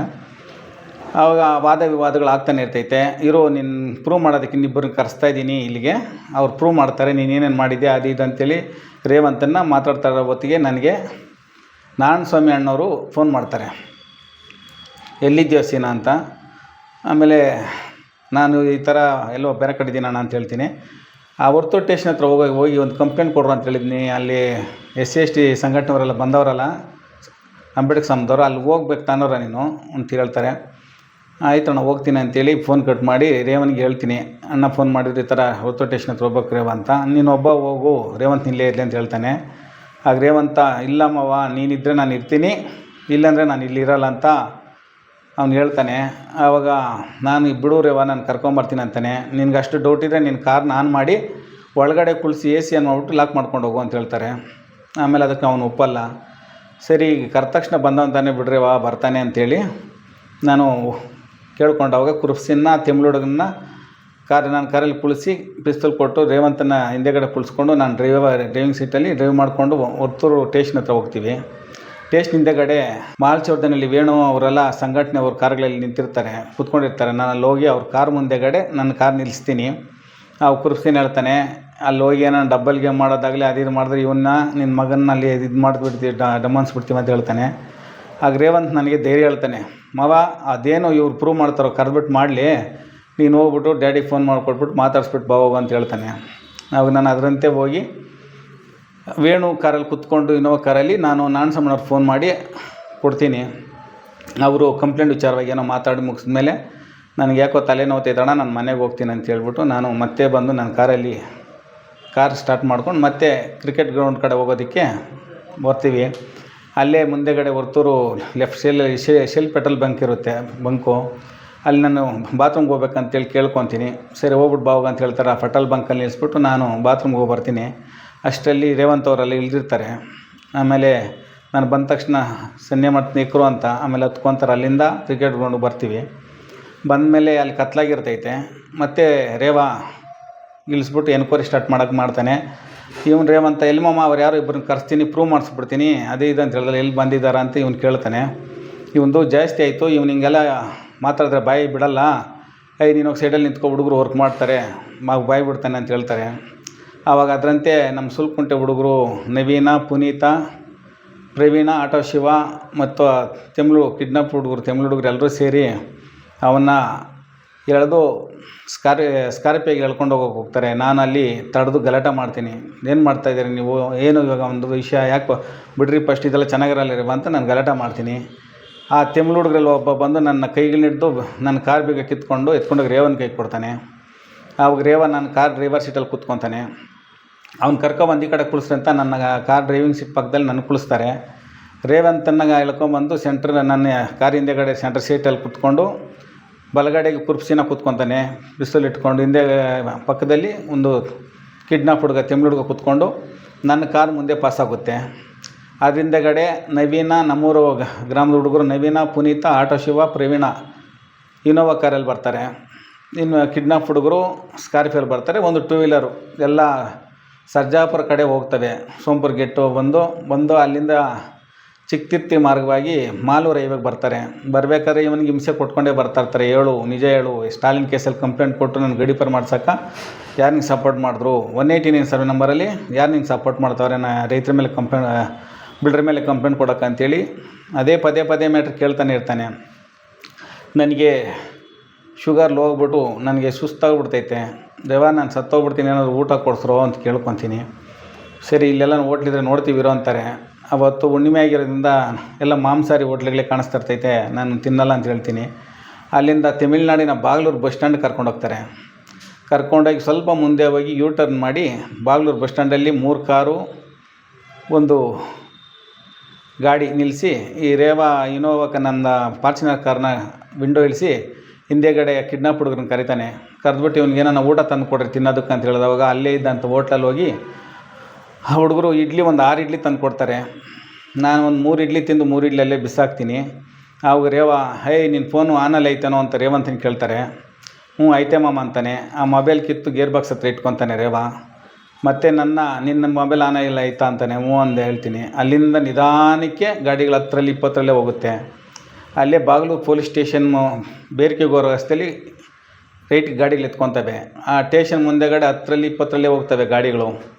ಆವಾಗ ರೇವಂತ ಕಿಚ್ಕೊತಾನೆ, ಮಾವ ನೀನು ಹುಡುಗ್ರ ಜೊತೆಲ್ಲ ಹೇಳಿದ್ದೆ, ಕಿಡ್ನಾಪ್ ಹುಡುಗ್ರ ಜೊತೆಲ್ಲ ಅವನ್ನೆಲ್ಲ ತಮಿಳ್ನಾಡಲ್ಲೇ ಹೊಡಿಬೇಕು ಎತ್ತಾಕೊಂಡಾಗ ಅಂತ ಹೇಳಿದ್ದೆ, ನೀನು ನನ್ನ ಸಾಯಿಸೋಕೆ ಕರ್ಕೊಂಡು ಹೋಗ್ತಾಯಿದ್ದೆ ಮಾವ ಅಂತ ಕಿರ್ಚ್ಕೊತಾನೆ. ನಾನು ರೇವಾ ಬಿಟ್ಬಿಡೋ, ಯಾಕೆ ಹಂಗೆ ಮಾಡ್ತೀಯ ಅಂತ ಕೇಳ್ಕೊಂಡವಾಗ ಭಯ ಬಿಡ್ತೀವಿ ಅಷ್ಟೇ, ತಿಕ್ಕಾಮ್ಸ್ಕೊಂಡು ಕೂತ್ಕೋ, ಭಯ ಅಂತ ಇದನ್ನೇ ಹೇಳ್ಕೊಂಡು ಹೋಗ್ತಾಯಿರ್ತಾನೆ. ಅಷ್ಟರಲ್ಲಿ ಸಾಮಣ್ಣವ್ರು ನನಗೆ ಫೋನ್ ಮಾಡ್ತಾರೆ. ಏನೋ ಅಲ್ಲಿ ಕಂಪ್ಲೇಂಟಲ್ಲಿ ಏನೇನೋ ತೋರಿಸ್ಬಿಟ್ಟಿದ್ದೀರಲ್ಲ, ಏನಕ್ಕೋ ಅದು ಅಂತ ಅಣ್ಣ. ಹಂಗೆ ಹೇಳೋ ಹೊತ್ತಿಗೆ ರೇವಂತ್ ಏನು ಮಾಡ್ತಾನೆ, ಕಿಚ್ಕೊತಾನಪ್ಪ, ನನ್ನ ಹಿಂಗೆ ಎತ್ಕೊಂಡು ಹೋಗ್ತಾವ್ರೆ ಸಾಯಿಸಕ್ಕಂತ ಕೇಳಿ ಕಿಚ್ಕೊತಾನೆ. ಅಷ್ಟರಲ್ಲಿ ಕುರ್ಪ್ಸಿನ ಹುಡುಗ ಅವನು ಬಾಯಿ ಮುಚ್ಕೊತಾರೆ. ರೇವ ನನ್ನ ಗದರ್ತಾನೆ, ನೀನು ಅಮ್ಮನ ಕೆಳಗಿಳ್ಬಿಟ್ಟು ಮಾತಾಡಲಿ ಅಂತೇಳಿ ಗದರ್ತಾನೆ. ನಾನು ಕೆಳಗಿಳಿಯೋ ಹೊತ್ತಿಗೆ ಹಿಂದೆ ಕಾರಲ್ಲಿರೋ ಹುಡುಗರು ಬಂದು ಅಡ್ಡ ನಿಂತ್ಕೊಂಡಿರ್ತಾರೆ. ಅವಾಗ ನನ್ನ ಅಣ್ಣಗೆ ಕೇಳಿಸಿರಲ್ಲ ಅವ್ನು ಕಿರ್ಚೋದು. ಅವ್ರು ನನಗೆ ಮಾತಾಡ್ತಾರೆ, ಯಾಕೋ ಕಂಪ್ಲೇಂಟಿಂಗ್ ಅಲ್ಲ ಅಂತ ಆಮೇಲೆ ನಾನು ಹೇಳ್ತೀನಿ, ಅಣ್ಣ ಇಲ್ಲ ನಾನು ವಿಪರೀತ ಶುಗರ್ ಚೆನ್ನಾಗ್ಬಿಟ್ಟೈತೆ ಅಣ್ಣ, ನಾನು ಬೆಳಗ್ಗೆ ಮಾತಾಡ್ತೀನಿ ಅಂತ. ಸರಿ ಬೆಳಗ್ಗೆ ಹೋಗಿ ಅದನ್ನೇನೋ ನೋಡು ಫಸ್ಟ್ ಅದನ್ನ ಸರಿ ಮಾಡಿರಿ ಅಂತ ಹೇಳ್ಬಿಟ್ಟು ಅವ್ರು ಫೋನ್ ಕಟ್ ಮಾಡ್ತಾರೆ. ಅಲ್ಲಿಂದ ಮತ್ತೆ ಕಾರ್ಗಳು ಪಾಸ್ ಆಗ್ತೈತೆ. ಮತ್ತು ರೇವಂತ ಕೇಳ್ಕೊತಿರ್ತಾನೆ, ಮಮ್ಮ ಕಿವಿ ನೋವು ಬಿಟ್ಬಿಡು ಮಮ್ಮ, ನಮ್ಮ ಕೈ ತತ್ತಳೆ ಬಿಟ್ಬಿಡು ಅಂತೆಲ್ಲ ಕೇಳ್ಕೊತಾರೆ. ಆಗ ಸರಿ ಸ್ಟಾಲಿನ್ ಕೇಸಲ್ಲಿ ನಿನ್ಗೆ ಸಪೋರ್ಟ್ ಮಾಡಿದಾರೆ ಯಾರು, 189ನಲ್ಲಿ ಯಾರು ನಿನ್ಗೆ ಇಷ್ಟೆಲ್ಲ ಸಪೋರ್ಟ್ ಮಾಡ್ತಾರೆ ಅಂತ ಹೇಳ್ಬಿಡು, ಬಿಟ್ಬಿಡ್ತೀನಿ ಅಂತ ಕೇಳ್ತಾನೆ. ನಿನ್ನ ಮಗನಾಣೆಗೂ ಬಿಡ್ತೀಯಾ, ನಿನ್ನ ಚಿಕ್ಕ ಮಗನಾಣೆಗೂ ಅಂತ ಕೇಳ್ತಾನೆ. ಬಿಡ್ತೀನಿ ಅದೊಂದು ಹೇಳು ಅಂತಾನೆ. ಆವಾಗ ರೇವಂತ ನನ್ನ ತೋರಿಸ್ಬಿಟ್ಟು ಮಾವನೂ ನಮ್ಮ ಡ್ಯಾಡಿ ಅಂತ ಹೇಳ್ತಾನೆ. ಅಯ್ಯೋ ಸೂಳೆ ಮಗನೇ, ಅದು ನನಗೆ ಗೊತ್ತು, ನಿಮ್ಮ ಅಮ್ಮನ ಯಾಕೆ ನಿನ್ನ ಬಾಯಲ್ಲೇ ಬರಬೇಕಂತೇಳಿ ನಾನು ಇಷ್ಟೊತ್ತು ನಿನಗೆ ಇಷ್ಟೆಲ್ಲ ಕೇಳ್ಕೊಂಡೆ ಅಂಥೇಳಿ ಅಲ್ಲಿ ಕೊಳದಾಸನಪುರ ರಸ್ತೆಗೆ ತಿರುತ್ತಾರೆ. ಹೋಗ್ಬಿಟ್ಟು ಸ್ವಲ್ಪ ಮುಂದೆ ಒಂದು ಸ್ಕೂಲ್ ಇರುತ್ತೆ, ಆ ಸ್ಕೂಲ್ ಹತ್ರ ಟರ್ನ್ ಮಾಡಿ 3 ಕಾರ್ಗಳು 2 ವೀಲರ್ ತಂದು ಮೇಯ್ನ್ ರೋಡಲ್ಲಿ ಹಾಕ್ಕೊತಾರೆ. ಮೇಯ್ನ್ ರೋಡಿಂದ ಸ್ವಲ್ಪ ಹಿಂದಕ್ಕೆ ಟರ್ನಿಂಗಲ್ಲಿ ಕಾರ್ ನಿಲ್ಲಿಸ್ಬಿಟ್ಟು ರೇವಾ ಗ್ಲಾಸ್ ತೆಗೆದು ಇನೋವಾ ಕಾರಲ್ಲಿದ್ದಂಥ ಹುಡುಗರನ್ನ, ಸೂಳೆ ನನ್ನ ಮಕ್ಕಳೇ ಬರೋ ಇಲ್ಲ ಅಂತಾನೆ, ಜೋರಾಗಿ ಕಿರ್ತಾನೆ. ಆವಾಗ ನಮ್ಮೂರು ನವೀನ, ಪುನೀತ, ಆಟೋ ಶಿವ, ಪ್ರವೀಣ ಬರ್ತಾರೆ. ಈ ಸೂಳೆ ನನ್ನ ಮಗನ ಹೊಡೆದಾಕ್ರಿ ಅಂತಾನೆ. ಆಗ ನಾನು ರೇವಾ ಏನು ಹೇಳ್ದೋ ಅಂತೇಳಿ ಕಾಲಲ್ಲಿ ಹಿಡ್ಕೊಂಡು ಬೇಡ ರೇವಾ ಅಂತ ಕೇಳ್ಕೊಂಡು ಅವತ್ತಿಗೆ ಬೈಯಕ್ಸ್ತಾರೆ. ತಿಕ್ಕೊಂಡು ಕುತ್ಕೊಂಡು ನನಗೆ ಗದರ್ತಾನೆ. ಅವರು ಅಷ್ಟರಲ್ಲಿ ಇನೋವಾ ಕಾರ್ಗೆ ಹೋಗಿ ಮುಚ್ಚುಗಳೆತ್ಕೊಂಬರ್ತಾರೆ. ಆವಾಗ ಅದರಲ್ಲಿ ಪ್ರವೀಣ, ಅಣ್ಣ ಇದು ಮೇಯ್ನ್ ರೋಡು, ಇಲ್ಲಿ ಬೇಡಣ್ಣ, ಇದೆಲ್ಲನೂ ಬೇರೆ ಕಡೆ ಹೊಡಿಯೋಣ ಅಂತ ಕೇಳ್ತಾನೆ. ಅವನ ಅಮ್ಮನ ಯಾಕೆ ಸ್ಟೇಷನ್ ಸೆಟ್ಟಿಂಗೆಲ್ಲ ಮಾಡ್ಕೊಂಡಿದ್ದೀನಿ, ನೀನು ಯಾಕೋ ತಲೆ ಕೆಡ್ಸ್ಕೊತೀಯ, ಅವ್ರ ಅಮ್ಮನ ಈ ರೇವನಂದ್ರೆ ಹುಚ್ಚಿಟ್ಕೋಬೇಕು, ಇವ್ನ ಸುದ್ದಿಗೆ ಯಾರು ಬಂದ್ರೂ ಹಿಂಗೆ ಆಗೋದು ಅಂತೇಳಿ ಅಷ್ಟು ಖರಾಬಾಗಿ ಹೊಡಿಬೇಕು, ಇವ್ನು ಹಂಗೆ ಹೊಡೀರಿ ಅಂತೇಳಿ ಹೇಳ್ತಾನೆ. ಆವಾಗ ಹಿಂದಿನ ಡೋರ್ಗೆ ಹೋಗ್ಬಿಟ್ಟು ಪುನೀತ ನವೀನ ಬಲಗಡೆ ಡೋರ್ನ ತೆಗಿತಾರ್ತಾರೆ. ಆ ಕಡೆ ಎಡಗಡೆಗೆ ಆಟೋ ಶಿವ, ಪ್ರವೀಣ ಇರ್ತಾರೆ. ಅಷ್ಟರಲ್ಲಿ ನಾನು ರೇವಂತನ ಕೈ ಹಿಡ್ಕೊಂಡಿರ್ತೀನಿ. ರೇವಂತ ಕುರುಪ್ಸಿ ನನ್ನ ಕಾಲಲ್ಲಿ ಹಿಡ್ಕೊಂಡು, ಅಣ್ಣ ನೀನಾದರೂ ಹೇಳೋಣ, ಬಿಡ್ಸೋಣ, ನೀನಾದರೂ ಹೇಳೋಣ ಅಂತ ಕೇಳ್ಕೊತಾರ್ತಾನೆ. ಆವಾಗ ಕುರುಪ್ಸಿನ ಕಾಲನ್ನು ಒದರ್ಕೊಂಡು ಕೆಳಗಡೆ ಇಳಿದು ಹೋಗ್ಬಿಡ್ತಾನೆ. ಈ ಕಡೆ ಇರೋ ತೆಮ್ಳುಡ್ಗೆ ಇಳಿದ್ಬಿಟ್ಟು ಅವನು ನನ್ನ ಕಾರ್ ಡೋರ್ ಕಡೆ ಬರ್ತಾನೆ. ಕುರುಪ್ಸಿನ ಬಂದು ನನ್ನ ಡೋರ್ ಕಡೆ ನಿಂತ್ಕೊತಾರೆ. ಆವಾಗ ನವೀನ, ಪುನೀತ ಇಬ್ಬರು ಅವನ ಕೈ ಹಿಡಿದು ಎಳೀತಾರೆ ಆಚೆಗೆ ನನ್ನ ಕಾರಿಂದ. ಅವನು ದಪ್ಪ 120 kg ಮೇಲೆ ಇದ್ದ, ಅವನು ಎಳೆಯೋಕ್ಕಾಗ್ದಿದ್ದಾಗ ನಾನು ಬೇರೆ ಕೈ ಹಿಡ್ಕೊಂಡು ಒಂದು ಕೈಯಲ್ಲಿ ರೇವನ್ ಕಾಲಿಟ್ಕೊಂಡು ಕೇಳ್ತಾ ಇದ್ದೆ. ಅಷ್ಟರಲ್ಲಿ ನವೀನ ಕಾರಲ್ಲಿ ಒಂದು ತಲೆಗೆ ಮುಚ್ಚಲ್ಲಿ ಒಂದು ಏಟು ಹೊಡೆದ ತಕ್ಷಣ ಅಯ್ಯೋ ಮವ ಅಂದ್ಕೊಂಡು ಅವನು ಕೈ ಜಾರಿ ಕೆಳಗಡೆ ಹೋಯ್ತು. ಆಮೇಲೆ ಕೆಳಗಡೆ ಗೆಲ್ಕೊಂಡು ಮತ್ತೆ ನವೀನ ಒಂದು ಏಟು ಹೊಡೆದ ಮುಚ್ಚಲ್ಲಿ. ಆಗ ಅಷ್ಟರಲ್ಲಿ ರೇವಾ ಕುರುಪ್ಸಿನ ಈ ಕಡೆ ಇದ್ದನ್ನು ಕರೆದ್ಬಿಟ್ಟು ಈ ಡ್ರೈವರ್ ಸೀಟಲ್ಲಿ ಕೂತ್ಕೊಂಡು ನನ್ನ ಮಗನ ನೋಡ್ಕೊಂಡು ಪಿಸ್ತೂಲ್ ಕೊಟ್ಬಿಟ್ಟು ನಾನೊಂದು 2 ಏಟು ಹೊಡಿಬೇಕು ಅವನ್ನ ಅಂಥೇಳಿ ನವೀನ ಹತ್ರ ಇರೋ ಮಚ್ಚಿನ ತಗೊಂಡು ಮುಖಕ್ಕೆ 2 ಏಟು ಹೊಡಿತಾನೆ. ಆವಾಗ ರೇವಂತ ಅಯ್ಯೋ ಅಂತ ಕೆಳಗಡೆ ಬಿದ್ದು ಬೀಳ್ತಾನೆ. ಮತ್ತೆ ರೇವಾ ಬಂದು ಕಾರಲ್ಲಿ ಕೂತ್ಕೊಂಡು ಪಿಸ್ತೂಲ್ ತಗೊತಾನೆ. ಕುರುಪ್ಸಿನ ಡೋರ್ ಕಡೆ ಬಂದು ನಿಂತ್ಕೊತಾನೆ. ಮತ್ತು ಪುನೀತ 2 ಏಟು ಮುಖಕ್ಕೆ ಹೊಡಿತಾನೆ. ಅಲ್ಲೇದಂಥ ಆಟ ಶಿವ, ಪುನೀತ, ಪ್ರವೀಣ ಅವರೂ ಈ 4 ಜನ ಸೇರ್ಕೊಂಡು ಸುಮಾರು ಒಂದು 40-50 ಬಾರಿ ಮುಖಕ್ಕೆ ಮುಚ್ಚುಗಳಲ್ಲಿ ಕತ್ತರಿಸ್ತಾರೆ. ಆಮೇಲೆ ಮೆಲ್ಲಿಕೆ ರೇವಾ ನನ್ನ ಕಾರ್ನ ಮುಂದಕ್ಕೆ ಬಿಡ್ತಾನೆ. ಮುಂದಕ್ಕೆ ಬಿಟ್ಟು ಮತ್ತೆ ಬೇರ್ಕಿ ಕಡೆಗೆ ಗಾಡಿನ ಟರ್ನ್ ಜೋರಾಗಿ ಮಾಡಿದವಾಗ ಡೋರ್ ಆದಷ್ಟು ಕದೇ ಬಂದು ಹಿಂದೆ ಡೋರ್ ಹಾಕ್ಕೊಂತೈತೆ. ಕುರುಪ್ಸಿನ ಹಿಂದಷ್ಟೆಲ್ಲಿ ಕೂತಿರ್ತಾನೆ. ಹೋಗ್ತಾ ಇರಬೇಕಾದ್ರೇ ಹೇಮಂತನ ಮೊಬೈಲ್ ತಗೊತಾರೆ. ಗೇರ್ ಬಾಕ್ಸ್ ಇರೋಂಥ ಮೊಬೈಲ್ನ ಎತ್ಕೊಂಡು ಅದನ್ನು ಚೆನ್ನಾಗಿ ಮುಟ್ಟು ಅಂತಾರೆ. ಸರಿ ನಾನು ಮುಟ್ಟಿ ಆಮೇಲೆ ಗ್ಲಾಸ್ ತೆಗಿತಾರೆ. ತೆಗೆದುಬಿಟ್ಟು ಆ ಮೊಬೈಲ್ನಲ್ಲಿ ಹಾಕೊಂತಾರೆ. ಅಲ್ಲೊಂದು ಬಸ್ ಸ್ಟ್ಯಾಂಡು, ಅಲ್ಲಿ ಹಾಕ್ತೀನಿ. ಅದನ್ನು ಹಾಕಿದ್ದಾದಮೇಲೆ ರೇವಾ ಸುಮಾರು ಒಂದು 10-15 ಜನಕ್ಕೆ ಫೋನ್ ಮಾಡ್ಕೊತಾನೆ. ಡುಮ್ಮನ್ ಡಮ್ಮನ್ಸ್ಬಿಟ್ಟು ಅಂತ ಎಲ್ರಿಗೂ ಹೇಳ್ಕೊತಾರ್ತಾನೆ. ಹೇಳ್ಕೊಂಡು ಮಾಸ್ತಿ ಕಡೆಯಿಂದ ಕುಡೇನೂರು ಮಾಲೂರು ರೋಡ್ ಹೈವೇಗೆ ಎತ್ಕೊಂಡು ಯಾರೋ ಸ್ವಾಮಿ ಅನ್ನೋರಿಗೆ ಫೋನ್ ಮಾಡ್ತಾನೆ. ಸ್ವಾಮಿ ಊಟದ ವ್ಯವಸ್ಥೆ ಎಲ್ಲಾಗಿದೆ, ಊಟ ಯಾರು ತಂದು ಕೊಡ್ತಾರೆ ಅಂತ ಕೇಳ್ತಾನೆ. ಮಾಲೂರು ಜಯಮಂಗಲದ ಹತ್ರಕ್ಕೆ ಹೋಗ್ರಿ, ಅಲ್ಲಿ ಒಬ್ಬ ಹುಡುಗ ಊಟ ತಂದು ಕೊಡ್ತಾನೆ ಅಂತ ಹೇಳ್ತಾರೆ. ಅದರಂತೆ ರೇವನು ಅಲ್ಲಿ ಜಯಮಂಗಲಕ್ಕೆ ಬರ್ತಾನೆ. ಬಂದಾಗ ಯಾರೋ ಒಂದು 2 ವೀಲರ್ ಹೆಲ್ಮೆಟ್ ಹಾಕಿರ್ತಾನೆ ಹುಡುಗ, ಅವ್ನು ತಂದು ಊಟ ಕೊಡ್ತಾರೆ. ಅಲ್ಲಿಂದ ಮತ್ತೆ ನನ್ನ ಕಿಡ್ನಾಪ್ ಮಾಡಿರೋ ವಿಲ್ಲ ಕಡೆಗೆ ಕರ್ಕೊಂಬರ್ತಾರೆ. ಬರಬೇಕಾದ್ರೆ ಮುಗಳೂರು ಹತ್ತತ್ರ ನಿನ್ನ ಮಗನಿಗೆ ವಾಟ್ಸಪ್ ಕಾಲಲ್ಲಿ ಫೋನ್ ಮಾಡು ಅಂತಾರೆ. ಯಾಕ್ರೆ ಬಾ ಅಂತೀನಿ. ಹೇಳ್ದಷ್ಟು ಮಾಡಲಿ. ಬೆಳಗ್ಗೆ ಅವ್ನು ರೇವಂತನ ಕರ್ಕೊಂಬಂದಿರೋ ದೇವಸ್ಥಾನ CC ಫುಟೇಜ್ ಡಿಲೀಟ್ ಮಾಡ್ಸೋಕೆ ಹೇಳೋ ಅಂತಾನೆ. ಆಮೇಲೆ ನಾನು ಅದರಂತೆ ನನ್ನ ದೊಡ್ಡ ಮಗನಿಗೆ ಶ್ರೀಧರ್ನಿಗೆ ಕರೆ ಮಾಡ್ತೀನಿ. ಮಾಡಿ ಅಪ್ಪ ಎಲ್ಲಿದ್ದೀಯ ಅಂತಾನೆ. ನಾನು ಎಲ್ಲೋ ಇದ್ದೀನಿ ಅಂತ. ಯಾಕೋ ಅದನ್ನು ರೇವಂತ್ ಕರ್ಕೊಂಬಂದರೆ CC ಫುಟೇಜ್ ಡಿಲೀಟ್ ಮಾಡು ಅಂತ ಹೇಳ್ತೀನಿ. ಮಾಡು ಅಂತ ನಾನು ಜೋರಾಗಿ ಗದರಿ ಕಟ್ ಮಾಡ್ತೀನಿ. ಆಮೇಲೆ ನನ್ನ ಮೊಬೈಲ್ನ ಫ್ಲೈಟ್ ಮೋಡ್ಗೆ ಹಾಕ್ಸ್ತಾರೆ. ಹಾಕ್ಸ್ಬಿಟ್ಟು ಮತ್ತೆ ದೊಡ್ಡ ತಿಮ್ಸರದಲ್ಲಿ ಮೊದಲು ನನ್ನ ಕೂಡಕ್ಕಿದ್ದ ವಿಲ್ಲ ಕರ್ಕೊಂಡು ಹೋಗ್ತಾರೆ. ಹೋಗಿ ಡೋರ್ ತೆಗಿಯೋ ಹೊತ್ತಿಗೆ ಅಲ್ಲಿ ಮೊದಲೇ ನಮ್ಮೂರು ನವೀನ, ಪುನೀತ, ಆಟೋ ಶಿವ, ಪ್ರವೀಣ ಮೊದಲೇ ಬಂದಿರ್ತಾರೆ. ಅವ್ರು 4 ಜನ ಬಂದು ಹೊರಗಡೆ ಡೋರ್ ತೆಗಿತಾರೆ. ಅವನು ರೇವ ಬೈತಾನೆ, ಬಟ್ಟೆಗಳೆಲ್ಲ ಬ್ಲಡ್ ಆಗಿದೆ, ಯಾಕೋ ತೊಳೆಯೋಗ್ರು ಫಸ್ಟು, ಈ ಒಂದು ಸೀನ್ ಕಾರು ಬ್ಲಡ್ ಆಗಿದೆ, ಅದನ್ನ ತೊಳೆದ್ಬಿಡ್ರಿ ಅಂತ ಹೇಳ್ಬಿಟ್ಟು ನನ್ನ ಮೇಲೆ ಒಂದು ರೂಮ್ ಮಾಡಿ ಕರ್ಕೊಂಡೋಗಿ ಕೂಡಾಕ್ತಾರೆ. ಕೂಡಾಕಿ ಅಲ್ಲಿ ಒಂದು ಮುಸ್ಲಿಂ ಹುಡುಗನ್ನ ನನ್ನ ಕಾವಲ್ಗಿಟ್ಟು ಊಟ ಮಾಡೋಕ್ಕೆ ಹೋಗ್ತಾರೆ. ಆಮೇಲೆ ಅವತ್ತು ಅಲ್ಲೇ ಬೈಬಿತ್ನಾಗ ನಾನು ಹಂಗೆ ಇರ್ತೀನಿ. ಬೆಳಗ್ಗೆ ಆಗುತ್ತೆ. ಆಗ 19ನೇ ತಾರೀಕು ಬೆಳಗ್ಗೆ ರೇವ ಸ್ವಾಮಿ ಅನ್ನೋರಿಗೆ ಫೋನ್ ಮಾಡ್ತಾನೆ. ಸ್ವಾಮಿ, ಸ್ಟೇಷನ್ದೆಲ್ಲ ಮುಗ್ದೈತಲ್ಲ, ಇನ್ನೂ ಅವ್ರಿಗೆ ಎಷ್ಟು ಕೊಡ್ಬೇಕು ಬ್ಯಾಲೆನ್ಸ್ ಏನಂತ ಕೇಳ್ಕೊತಾನೆ. ಇಲ್ಲ, ಎಲ್ಲ ಬೇರ್ಕಿ ನಾಗೇಶ್ವರು ಎಲ್ಲ ಮಾತುಕತೆ ಎಲ್ಲ ಆಗಿದೆಯಲ್ಲ ಮೊದಲೇ, ಅದ್ರ ಪ್ರಕಾರ ಇನ್ನು 10 ಲಕ್ಷ ಕೊಡಬೇಕು, ಅದನ್ನ ಕೊಟ್ಬಿಡ್ತೀವಿ ಅಂತ ಹೇಳ್ತಾರೆ. ಆಗ ಸ್ವಾಮಿ ಇದ್ಕೊಂಡು, ಸರಿ ನೀನು ಆರಾಮಾಗಿ ಇರು, ನಾವು ಇಲ್ಲೆಲ್ಲ ರೆಡಿ ಮಾಡ್ತೀವಿ ಅಂತ ಹೇಳ್ತಾರೆ. ಹೇಳಿದ್ದಾದ್ಮೇಲೆ ರೇವ ಊರ ಕಡೆಗೆ ಅವರ ಹೆಂಡತಿಗೆ, ಅವಾಗ ಕೆಲವು ಹುಡುಗರಿಗೆಲ್ಲ ಫೋನ್ ಮಾಡಿಕೊಂಡು ಎಲ್ಲ ವಿಷಯ ಗೊತ್ತಾಗೈತಾ ಏನು ಅಂತೇಳಿ ವಿಚಾರಿಸ್ಕೊತಿರ್ತಾನೆ. ಮತ್ತು ಸ್ವಾಮಿಗೆ ಕರೆ ಮಾಡ್ತಾನೆ. ಸ್ವಾಮಿಗೆ ಕರೆ ಮಾಡಿ ಆಮೇಲೆ ಇನ್ಸ್ಪೆಕ್ಟ್ರೆಲ್ಲ ಹೇಳಿದ್ದಾರೆ, ಎಲ್ಲ ಓಕೆ ಆಗಿದೆ, ನೀನು ಆರಾಮಾಗಿರು ಅನ್ನೋ ಅಂತ ಮತ್ತೆ ಹೇಳ್ತಾ ಇರ್ತಾನೆ. ಅಷ್ಟರಲ್ಲಿ ತಮಿಳು ಹುಡುಗರು, ಕಿಡ್ನಾಪ್ ಹುಡುಗರಲ್ಲಿ ಒಬ್ಬರು ಮೊಬೈಲಲ್ಲಿ ಡೌನ್ಲೋಡ್ ಮಾಡಿಕೊಂಡು, ನೋಡಿ ಈ ಥರ ಕೊಲೆ ಆಗಿದೆ ಕೊಳದಾಸನಪುರದ ಹತ್ರ, ಅವನು ಯಾರಂತ ಬಾಡಿ ಗೊತ್ತಾಗ್ತಾಯಿಲ್ಲ, ಯಾರು ನಾವು ಸಂಬಂಧಪಟ್ಟವರಿದ್ದರೆ ಬಾಗಲೂರು ಪೊಲೀಸ್ ಸ್ಟೇಷನ್ಗೆ ಬಂದು ಆ ಬಾಡಿ ತೊಗೋಬೇಕಂತೇಳಿ ಹಾಕಿದಾರಣ ನ್ಯಾಷನಲ್ ನ್ಯಾಷನಲ್ ಚಾನಲಲ್ಲಿ ಅಂತ ಹೇಳ್ತಾರೆ. ಇವನು ಬೈತಾನೆ, ಅವೆಲ್ಲ ಡೌನ್ಲೋಡ್ ಮಾಡಬೇಡ್ರು, ಪ್ರಾಬ್ಲಮ್ ಆಗ್ತೈತೆ ಅಂತ ಬೈತಾನೆ. ಮತ್ತೆ ಸ್ವಾಮಿಗೆ ಫೋನ್ ಮಾಡ್ತಾನೆ, ಸ್ವಾಮಿ ಏನಾಯ್ತಂತ. ಅವಾಗ ಸ್ವಾಮಿ, ಇಲ್ಲ ಇನ್ಸ್ಪೆಕ್ಟ್ರು ಎಲ್ಲದೂ ರೆಡಿ ಮಾಡಿದ್ದಾರೆ, ಅವನು ಯಾರೋ ಹೊಸ್ದಾಗಿ ASP ಹಿಂದಿವನ್ ಬಂದವನಂತೆ, ಸುಳ್ಯ ಮಗ, ಅವನು ಇಷ್ಟು ಖರಾಬಾಗಿ ನಾನು ಲಿಮಿಟಲ್ಲಿ ಆಗೈತೆ, ನಾನು ಈ ಕೇಸ್ ನಾನೇ ಹ್ಯಾಂಡಲ್ ಮಾಡ್ತೀನಿ, ಇದು ವಿಚಾರವಾಗಿ ಯಾರನ್ನ ದುಡ್ಡು ಕಾಸು ಮುಟ್ಟೋದಾಗಲಿ ಏನಾನ ಮಾಡಿದ್ರೆ ನೇರವಾಗಿ ನಾನೇ ಸಸ್ಪೆಂಡ್ ಮಾಡ್ತೀನಿ ಅಂತ ಹೇಳ್ತವನಂತೆ. ಅವನು ಇವತ್ತು ಹೊಸ್ದಾಗಿ ಬಂದವನೇ, ಇವತ್ತು ಹಂಗೆ ಮಾತಾಡ್ತಾನೆ, ನಾಳೆ ಅವನ್ನ ಸರ್ ಮಾಡ್ತಾರಂತೆ ಇನ್ಸ್ಪೆಕ್ಟ್ರು, ನಾವು ಹೋಗಿ ಮಾತಾಡ್ತೀವಿ, ಅವನು ದುಡ್ಡು ಕಾಸ್ಕೊಂಡು ನಾಳೆಗೆ ಒಪ್ಕೊತಾನೆ, ನೀವು ಇವತ್ತು ಅಲ್ಲೇ ಇದ್ಬಿಟ್ರಿ ಅಂತ ಹೇಳ್ತಾನೆ. ಅವತ್ತು ಅಲ್ಲೇ ಉಳ್ಕೊತಾರೆ ಇವರು. ಅದೇಪ್ಪ ಮಿಸ್ಸಸ್ಗೆ ಊರ ಕಡೆಲ್ಲ ಫೋನಲ್ಲಿ ಮಾಡ್ಕೊತಾರ್ತಾನೆ ರೇವ. ಆವತ್ತು ಕುರುಪ್ಸಿನ 19ನೇ ತಾರೀಕು ರಾತ್ರಿ ನಮ್ಮ ಮನೇಲಿ ಪಿತೃಕಾರ್ಯ ಏನೋ ಮಾಡ್ತಾರೆ, ನಾನು ಹೋಗ್ಬೇಕಂತೇಳಿ ಕೇಳ್ಕೊತಾನೆ ರೇವನ್ನ. ಆವಾಗ ರೇವ, ಸರಿ ನನ್ನ ತಂಗಿ ಗಂಡ ಮಂಗಳ ಗಂಡ ಕಾರ್ಮರಮ್ ಗೇಟಿಗೆ ನೀನು ಕಾರ್ ತಂದು ಕೊಡ್ತಾರೆ, ನೀನು ಅಲ್ಲಿ ಹೋಗ್ಸಿನ ಅಂತೇಳಿ ಅವನ್ನ ಕಳಿಸ್ಕೊಡ್ತಾರೆ. ಅಲ್ಲಿಂದ ಸೀನಾ ಹೋಗ್ತಾನೆ. ಆವತ್ತು ಅಲ್ಲೇ ಮಲಗಿದ್ದು ಕೇಸ್ ಬಗ್ಗೆ ಏನಾನ ಗೊತ್ತಾಯ್ತು ಅಂತ ಮಿಸ್ಸಸ್ ಕೇಳ್ತಿರ್ತಾನೆ. ಇಲ್ಲ, CC ಫುಟೇಜ್ಗಳೆಲ್ಲ ಎತ್ಕೊಂಡಿದ್ದಾರೆ ಬಾಗ್ಲೂರಲ್ಲಿ, ಸೀನನ್ನ ಕಾರು ಮುಂದೆ ಆಮೇಲೆ ಹಿಂದೆ ಎಲ್ಲ ಕಾರುಗಳು ಬಂದಿರೋದ್ರಿಂದ ಸೀನಪ್ಪನೆ ಮಾಡಿರೋದಂತೇಳಿ ಎಲ್ಲ ಪುಕಾರ್ ಆಗ್ತೈತೆ, ನಾಳೆ ಗೊತ್ತಾಗ್ತೈತೆ ಎಲ್ಲ ಜನಗಳಿಗೆ ಅಂತ ಹೇಳ್ತಿರ್ತಾಳೆ. ಆವತ್ತು ಬೆಳಗ್ಗೆ ಎದ್ದು 20ನೇ ತಾರೀಕು ಮತ್ತೆ ರೇವ ಸ್ವಾಮಿ ಅನ್ನೋರಿಗೆ ಫೋನ್ ಮಾಡ್ಕೊತಾನೆ.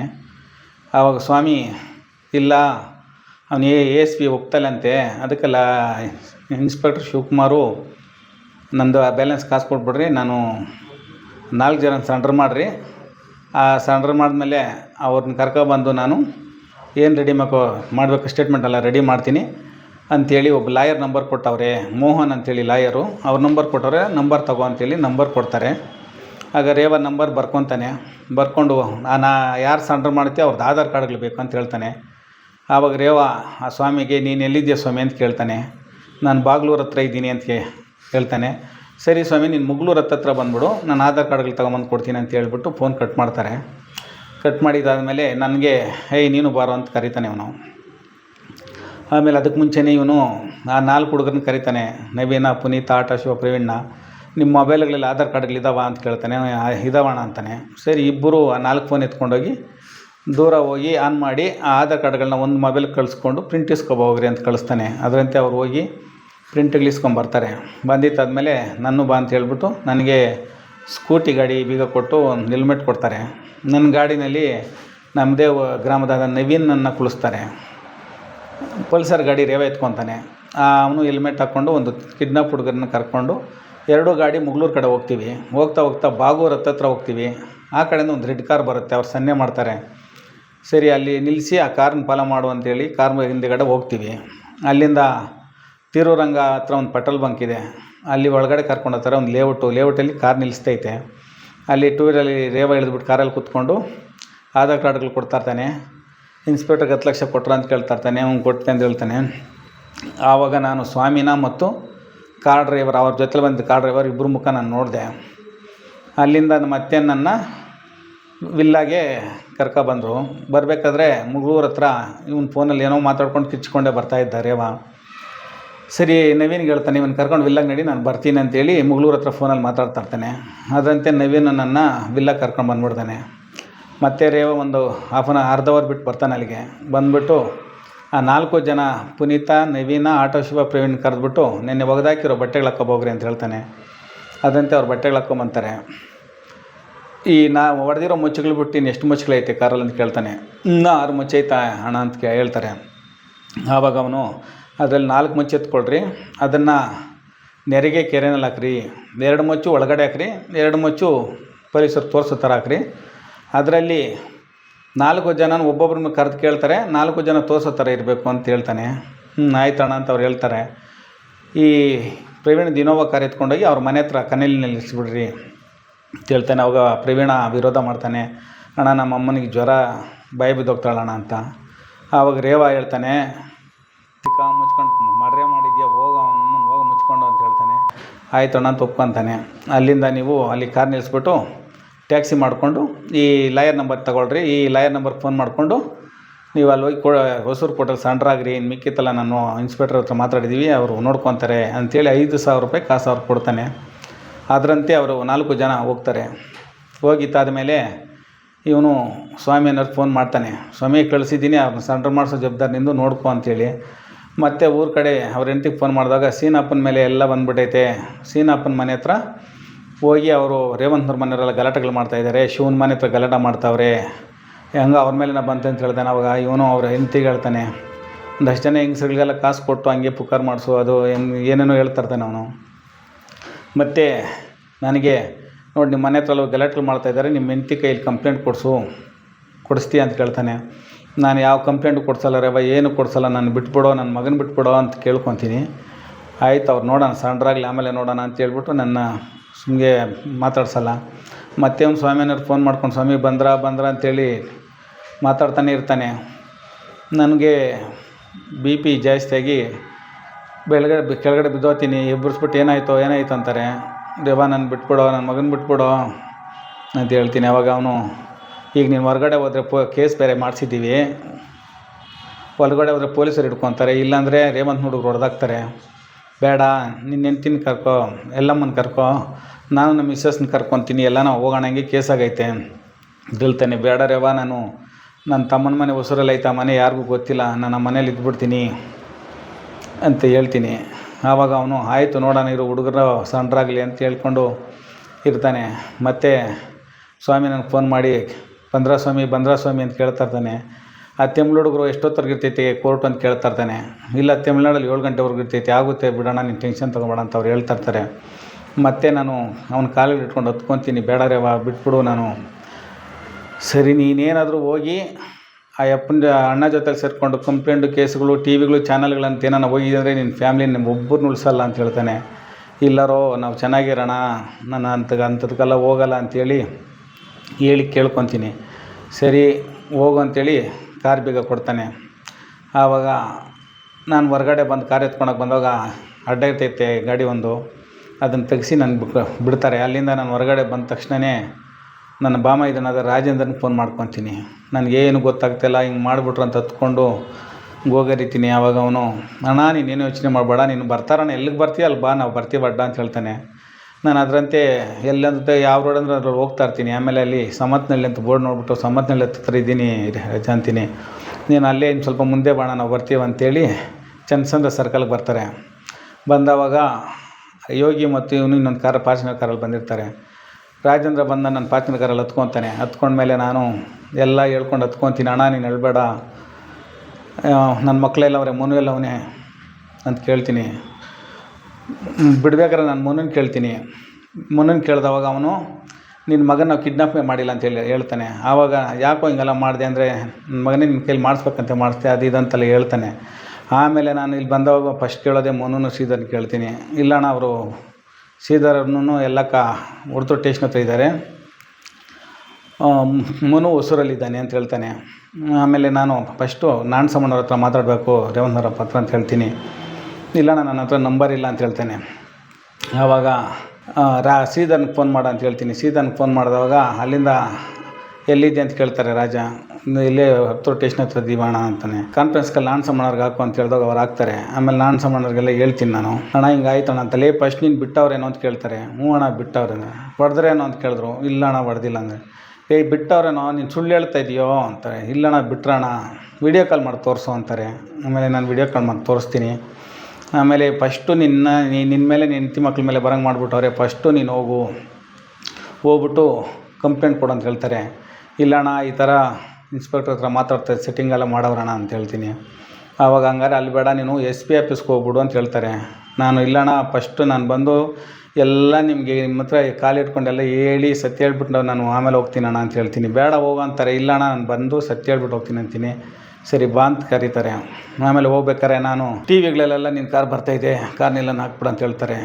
ನಾನು ಬೆಳ್ಳಂಡು ರಿಂಗ್ ರೋಡ್ ಬಂದು ಆ ಕಾರ್ನ ಸಬ್ ರೋಡಲ್ಲಿ ಹಾಕ್ಬಿಟ್ಟು ಅದರಲ್ಲಿರೋ ಡಾಕ್ಯುಮೆಂಟ್ಗಳೆತ್ತಿ ರಾಜನ ಜೊತೆಲಿ ಬಂದಿರೋಂಥ ಯೋಗಿ ಕಾರಲ್ಲಿ ಎಲ್ಲ ಇಟ್ಕೊಂಡು ನನ್ನ ಮಗ ದೊಡ್ಡ ಮಗನಿಗೆ ಫೋನ್ ಮಾಡಿಕೊಂಡು ನಾನು ದೊಡ್ಡ ಮಾಮನಿಗೆ ಫೋನ್ ಮಾಡಿ ನಾನು ಅಣ್ಣ ಮನೆ ಹತ್ರ ಬರ್ತಾಯಿದ್ದೀನಿ ಬನ್ನಿರಿ ಅಂತ ಹೇಳ್ತೀನಿ. ಅಲ್ಲಿಂದ ಹೋಗಿ ಬನ್ನೇರುಘಟ್ಟ ಆ ರಿಂಗ್ ರೋಡ್ ಹತ್ರಕ್ಕೆ ಹೋಗ್ತೀವಿ. ಹೋಗೋವತ್ಕ ನನ್ನ ಮಗ ನನ್ನ ಬಾಮ ಬರ್ತಾರೆ ಕಾರಲ್ಲಿ. ನಾವು ಅಲ್ಲಿ ಸೈಡಿಗೆ ಹಾಕ್ಕೊಂಡು ಸರಿ ಬನ್ನಿರಿ ಅಂತೆಲ್ಲ ಹೇಳ್ತೀನಿ ನಾನು. ಆವಾಗ ಇಲ್ಲ ಅಣ್ಣ ಫೋನ್ ಮಾಡಿದರು, ಇವತ್ತು ಎಲ್ಲ ರೆಸ್ಟ್ ಮಾಡಬೇಕಂತೆ ಮಾಡು, ನಾಳೆ TV ಚಾನಲವರು ಎಲ್ಲ ಅಣ್ಣನ ಬರ್ತಾರಂತೆ ಕಂಪ್ಲೇಂಟ್ ಕೊಡೋಕೆ ಹೋಗೋಣ ಅಂತ ಹೇಳ್ತಾರೆ. ಆವಾಗ ನಾನು ಅದರಂತೆ ನಾನು ಕಾವೇರಿ ನಗರಕ್ಕೆ ಬರ್ತೀನಿ. ನಮ್ಮ ಬಾಮೈದ ರಾಜೇಂದ್ರನ ಮನೇಲಿ ಇದ್ದು ಅವತ್ತು ರಾತ್ರಿ ಬೆಳಿಗ್ಗೆ ಕಾಲ್ ಮಾಡ್ತೀನಿ. ನನಗೆ ನಾನು ಸಮ್ಮಣ್ಣವ್ರು ಕಾಲ್ ಮಾಡಿದವಾಗ ಅವರು ಫಸ್ಟು ಏನೇನು ನಡೆದಿದೆಯೋ ಅದನ್ನೆಲ್ಲ ರೇವಂತ್ನವ್ರ ತಾಯಿಗೆ ಫೋನ್ ಮಾಡಿ ಹೇಳೋಂತಾರೆ. ಅದರಂತೆ ನಾನು ಹೊಸ ಫೋನ್ಗಳನ್ನ ಸ್ವಲ್ಪ ಒಂದು 3 ಮೊಬೈಲ್ ತರಿಸ್ಕೊಂಡು ಒಂದು 3 ಸಿಮ್ ತರಿಸ್ಕೊಂಡು ಹೊಸ ನಂಬರಲ್ಲಿ ರೇವಂತ್ ಅವ್ರ ತಾಯಿ ಸರಸ್ವತಿ ಕಾಲ್ ಮಾಡ್ತೀನಿ. ಆವತ್ತು ಬಾಡಿ ಏನೋ ಬಂದಿರ್ತೈತೆ, ಅದು ಅವರು ಫೋನ್ ತೆಗಿಯಲ್ಲ. ಆವಾಗ ಅವರ ತಮ್ಮನಿಗೆ ಶಶಿ ಮುನ್ರಾಜು ಅಂತ ಅವನ ಹೆಸರು, ಅವನಿಗೆ ಕಾಲ್ ಮಾಡ್ತೀನಿ. ಅವನು ತೆಗಿತಾನೆ, ಎಲ್ಲ ಸ್ಟೋರಿ ಹೇಳ್ತೀನಿ, ಹಿಂಗೆಲ್ಲ ಆಯಿತು ಶಶಿ ಅಂತ. ಆವಾಗ ಅವನು ಅಣ್ಣ ಏನು ಹೇಳಿದ್ರು ಅಂತ ಕೇಳ್ತಾನೆ. ಇಲ್ಲ ಅಣ್ಣ ನನ್ನ ಸ್ಟೇಷನ್ಗೆ ಹೋಗ್ಬಿಟ್ಟು ಕಂಪ್ಲೇಂಟ್ ಕೊಡೋಕೆ ಹೇಳಿದ್ದಾರೆ ಅಂತ ಹೇಳ್ತಾನೆ. ಆವಾಗ ನಾನು ಸ್ಟೇಷನ್ ಹತ್ರ ಬರ್ತೀನಿ ಶಶಿ ಅಂತ ಹೇಳಿದವಾಗ ಸರಿ ಬಾಣ ನಾವು ಬರ್ತೀವಿ ಅಂತ ಹೇಳ್ತಾನೆ. ಮತ್ತು ನಾನು ಸಮ್ಮಣ್ಣವ್ರಿಗೆ ಕಾಲ್ ಮಾಡ್ತೀನಿ. ನೀನು ಫಸ್ಟು ಹೋಗಿ ಏನು ನಡೀತು ಏನು ಅನ್ನೋದನ್ನು ನೀನು ಫಸ್ಟ್ ಹೋಗಿ SP ಗೆ ಕಂಪ್ಲೇಂಟ್ ಕೊಡು ಅಂತ ಹೇಳ್ತಾರೆ.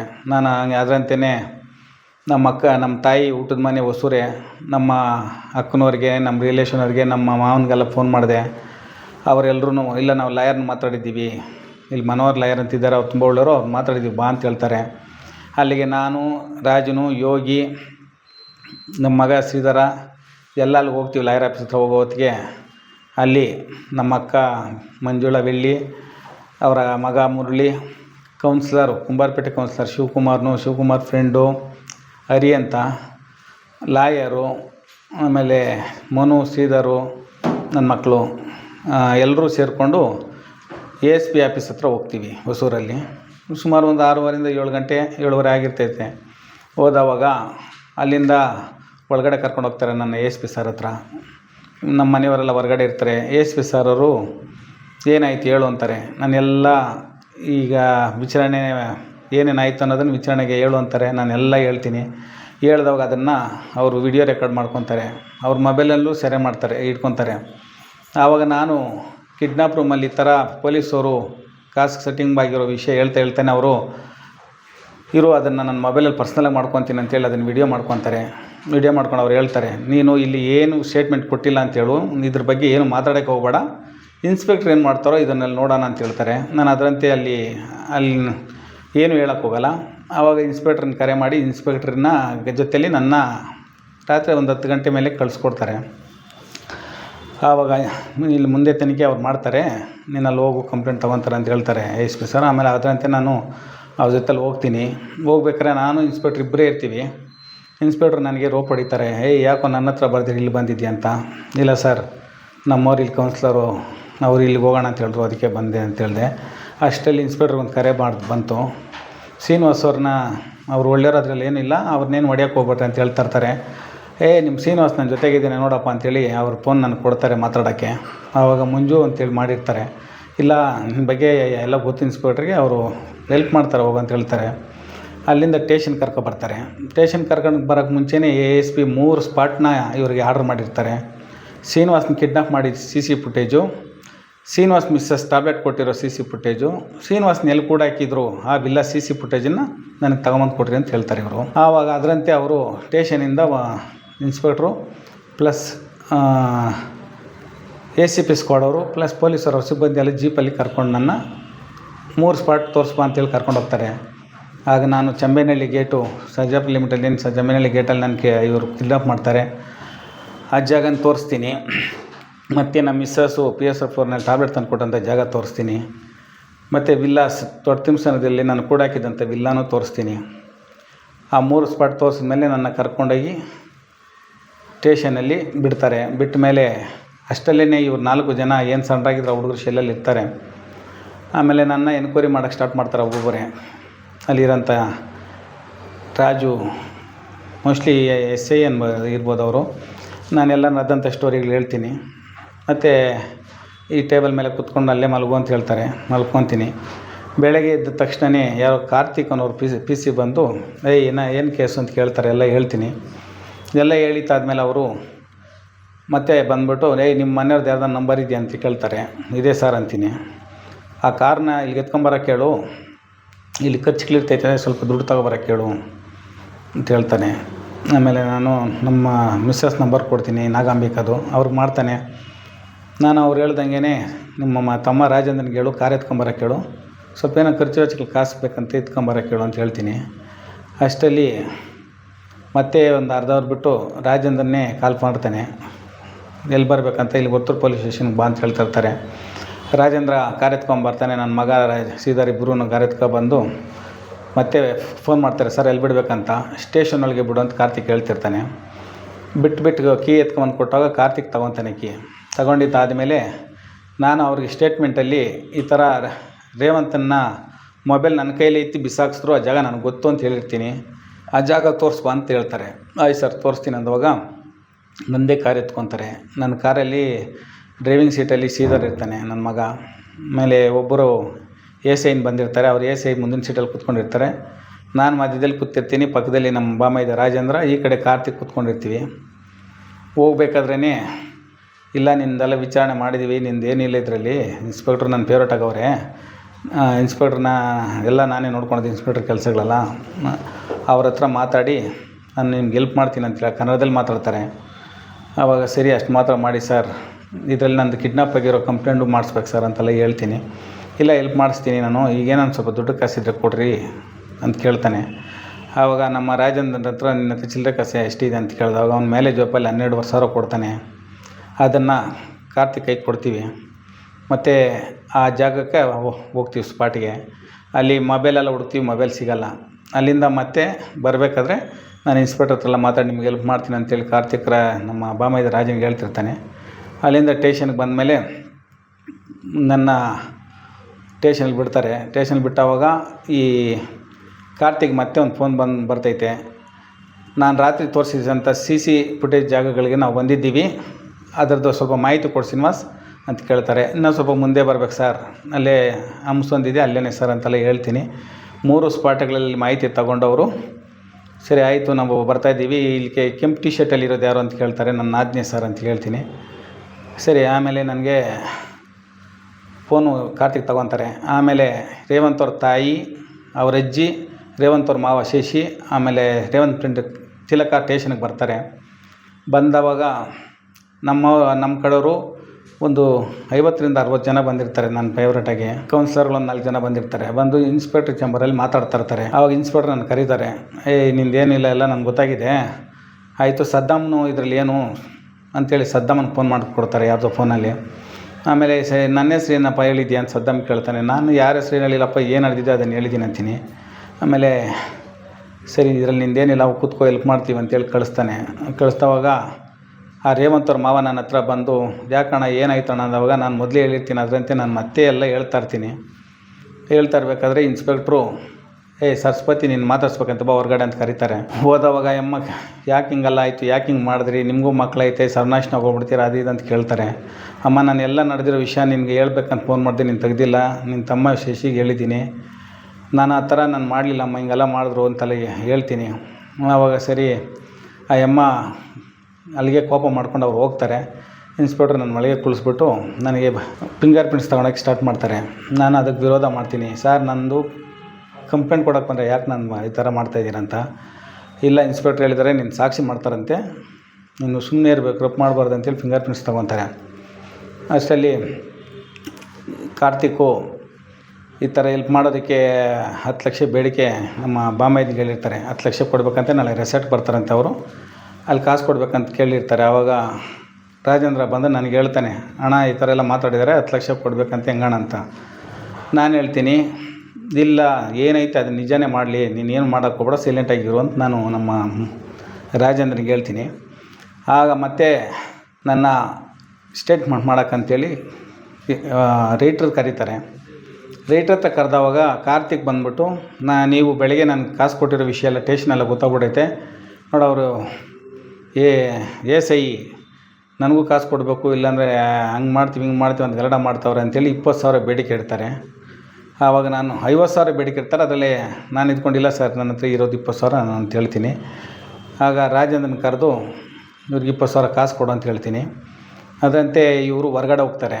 ಆ ರೈಟ್ ರೂಮ್ ಕಡೆ ಎಡಗಡೆಗೆ ಬಂದು ಕಿಟಕಿ ಹತ್ರ ನಿಂತ್ಕೊಂಡಿರ್ತಾರೆ. ಅದಂತೆ ರಾಜನು 20,000 ಕಾಸು ಕೊಡೋದು ನನ್ನ ಕಣ್ಣಲ್ಲೇ ನೋಡಿದೆ. ಆವಾಗ ಕಾರ್ತಿಕ್ ತಗೊಂಡು ಆ SI ಕೊಡ್ತಾರೆ. ಕೊಟ್ಟಿದ್ದಾದಮೇಲೆ ಮತ್ತೆ ಕಾಸು ಇಸ್ಕೊತಾನೆ 20,000 ಕಾರ್ತಿಕ್ಕು. ಅದು ನನಗೆ ಗೊತ್ತಾಗಲ್ಲ ಏನಕ್ಕೆ ಅಂತೇಳಿ. ಮತ್ತು ಒಳಗಡೆಗೆ ಬಂದು ರಾಜ ಹೇಳ್ತಾನೆ, ಅಣ್ಣ ಮತ್ತೆ ಎಲ್ಲ ಏನೋ ಸ್ಟಾಫ್ಗೆಲ್ಲ ಕೊಡಬೇಕಂತೇಳಿ ಕಾರ್ತಿಕ್ 20,000 ತಗೊಂಡ ಅಂತ ಹೇಳ್ತಾನೆ. ಆಗ ರೈಟ್ರು ಟೈಪ್ ಮಾಡೋವಾಗ ಏನೋ ಬೇರೆ ಥರ ಮಾಡ್ತಾಯಿರ್ತಾರೆ. ನಾನು ಸರ್ ನಾನು ಕಿಡ್ನಾಪ್ ಮಾಡಿರೋಂಥದ್ದನ್ನ ಯಾಕೆ ನೀವು ತರ್ತಾಯಿಲ್ಲ ಅಂತ ಕೇಳ್ತೀನಿ. ಅದಕ್ಕೆಲ್ಲ ಇಲ್ಲಿ ದುಡ್ಡು ಕಾಸು ಕೊಟ್ರೇ ಅವೆಲ್ಲ ಆಗೋದು ಅಂತಾರೆ. ಅದು ಕೊಟ್ಟರೆ ಮಾಡ್ತೀರಾ ಸರ್, ಏನು ಸರ್ ಇದು ಅಂತ. ನಮ್ಮ ತಮಿಳ್ನಾಡು ಕಾನೂನು ಹೆಂಗೆ ನಿನ್ಗೆ ಗೊತ್ತಾಗಲ್ಲ ಅಂತಾರೆ. ನಮ್ಮ ರಾಜನ ಕರೆದು 10,000 ಕೊಡೋಕೆ ಹೇಳ್ತೀನಿ. ನಮ್ಮ ರಾಜು ಕಿಟಕಿನಲ್ಲಿ 10,000 ತಂದು ಕೊಡ್ತಾರೆ. ಮತ್ತು ಬೇರೆ ಥರ ಎಲ್ಲ ಸ್ಟೇಟ್ಮೆಂಟ್ ಮಾಡ್ತಾಯಿರ್ತಾರೆ. ಸರ್ ದಯವಿಟ್ಟು ಯಾಕೆ ಸರ್ ಹಿಂಗೆ ಮಾಡ್ತೀರಂತ ಕೇಳ್ಕೊತೀನಿ, ಈ 10,000ಗೆಲ್ಲ ಏನು ಮಾಡೋಕ್ಕಾಗಲ್ಲ ಅಂತಾರೆ. ಮತ್ತು ಇನ್ನೊಂದು 10,000 ಹೇಳಂತಾರೆ.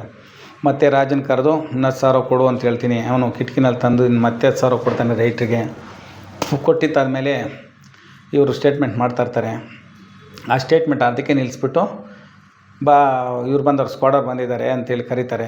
ಅಲ್ಲಿ ಹೋದವಾಗ ಆ CC ಫುಟೇಜ್ಗಳನ್ನೆಲ್ಲ ವಿನೋದ್ ಸರ್ ಅಂತೇಳಿ ನನ್ನ ಒಂದು ರೂಮ್ ಕರ್ಕೊಂಡೋಗಿ, ಯಾರಾದರೂ ಕಾಸು ಏನೋ ಕೇಳಿದ್ರು ಅಂದರು. ಹೌದು ಸರ್ ಈ ಥರ ಕೊಟ್ಟಿದ್ದೀನಿ ಅಂತ ಹೇಳಿದೆ. ಯಾರಿಗೂ ₹1 ಕೊಡಬೇಡ, ನೋಡಿ ನೀನು ಕಿಡ್ನಾಪ್ ಮಾಡಿರೋ CC ಫುಟೇಜ್ ಸಿಕ್ಕಿದೆ, ನಿಮ್ಮ ಮಿಸ್ಸಸ್ ಟ್ಯಾಬ್ಲೆಟ್ ತಂದು ಕೊಟ್ಟಿರೋ CC ಫುಟೇಜ್ ನೋಡಿ ಹಿಂಗಿದೆ, ನೀನು ಕೂಡ ಹಾಕಿದ್ವಿಲ್ಲ CC ಫುಟೇಜ್ಗಳೆಲ್ಲ ಎತ್ಕೊಂಬಂದಿದ್ವಿ, ಯಾರಿಗೂ ಕೊಡಬೇಡ, ASP ನಿಂಗೆ ಹೆಲ್ಪ್ ಮಾಡ್ತಾರೆ ಅಂತ ಹೇಳ್ತಾರೆ.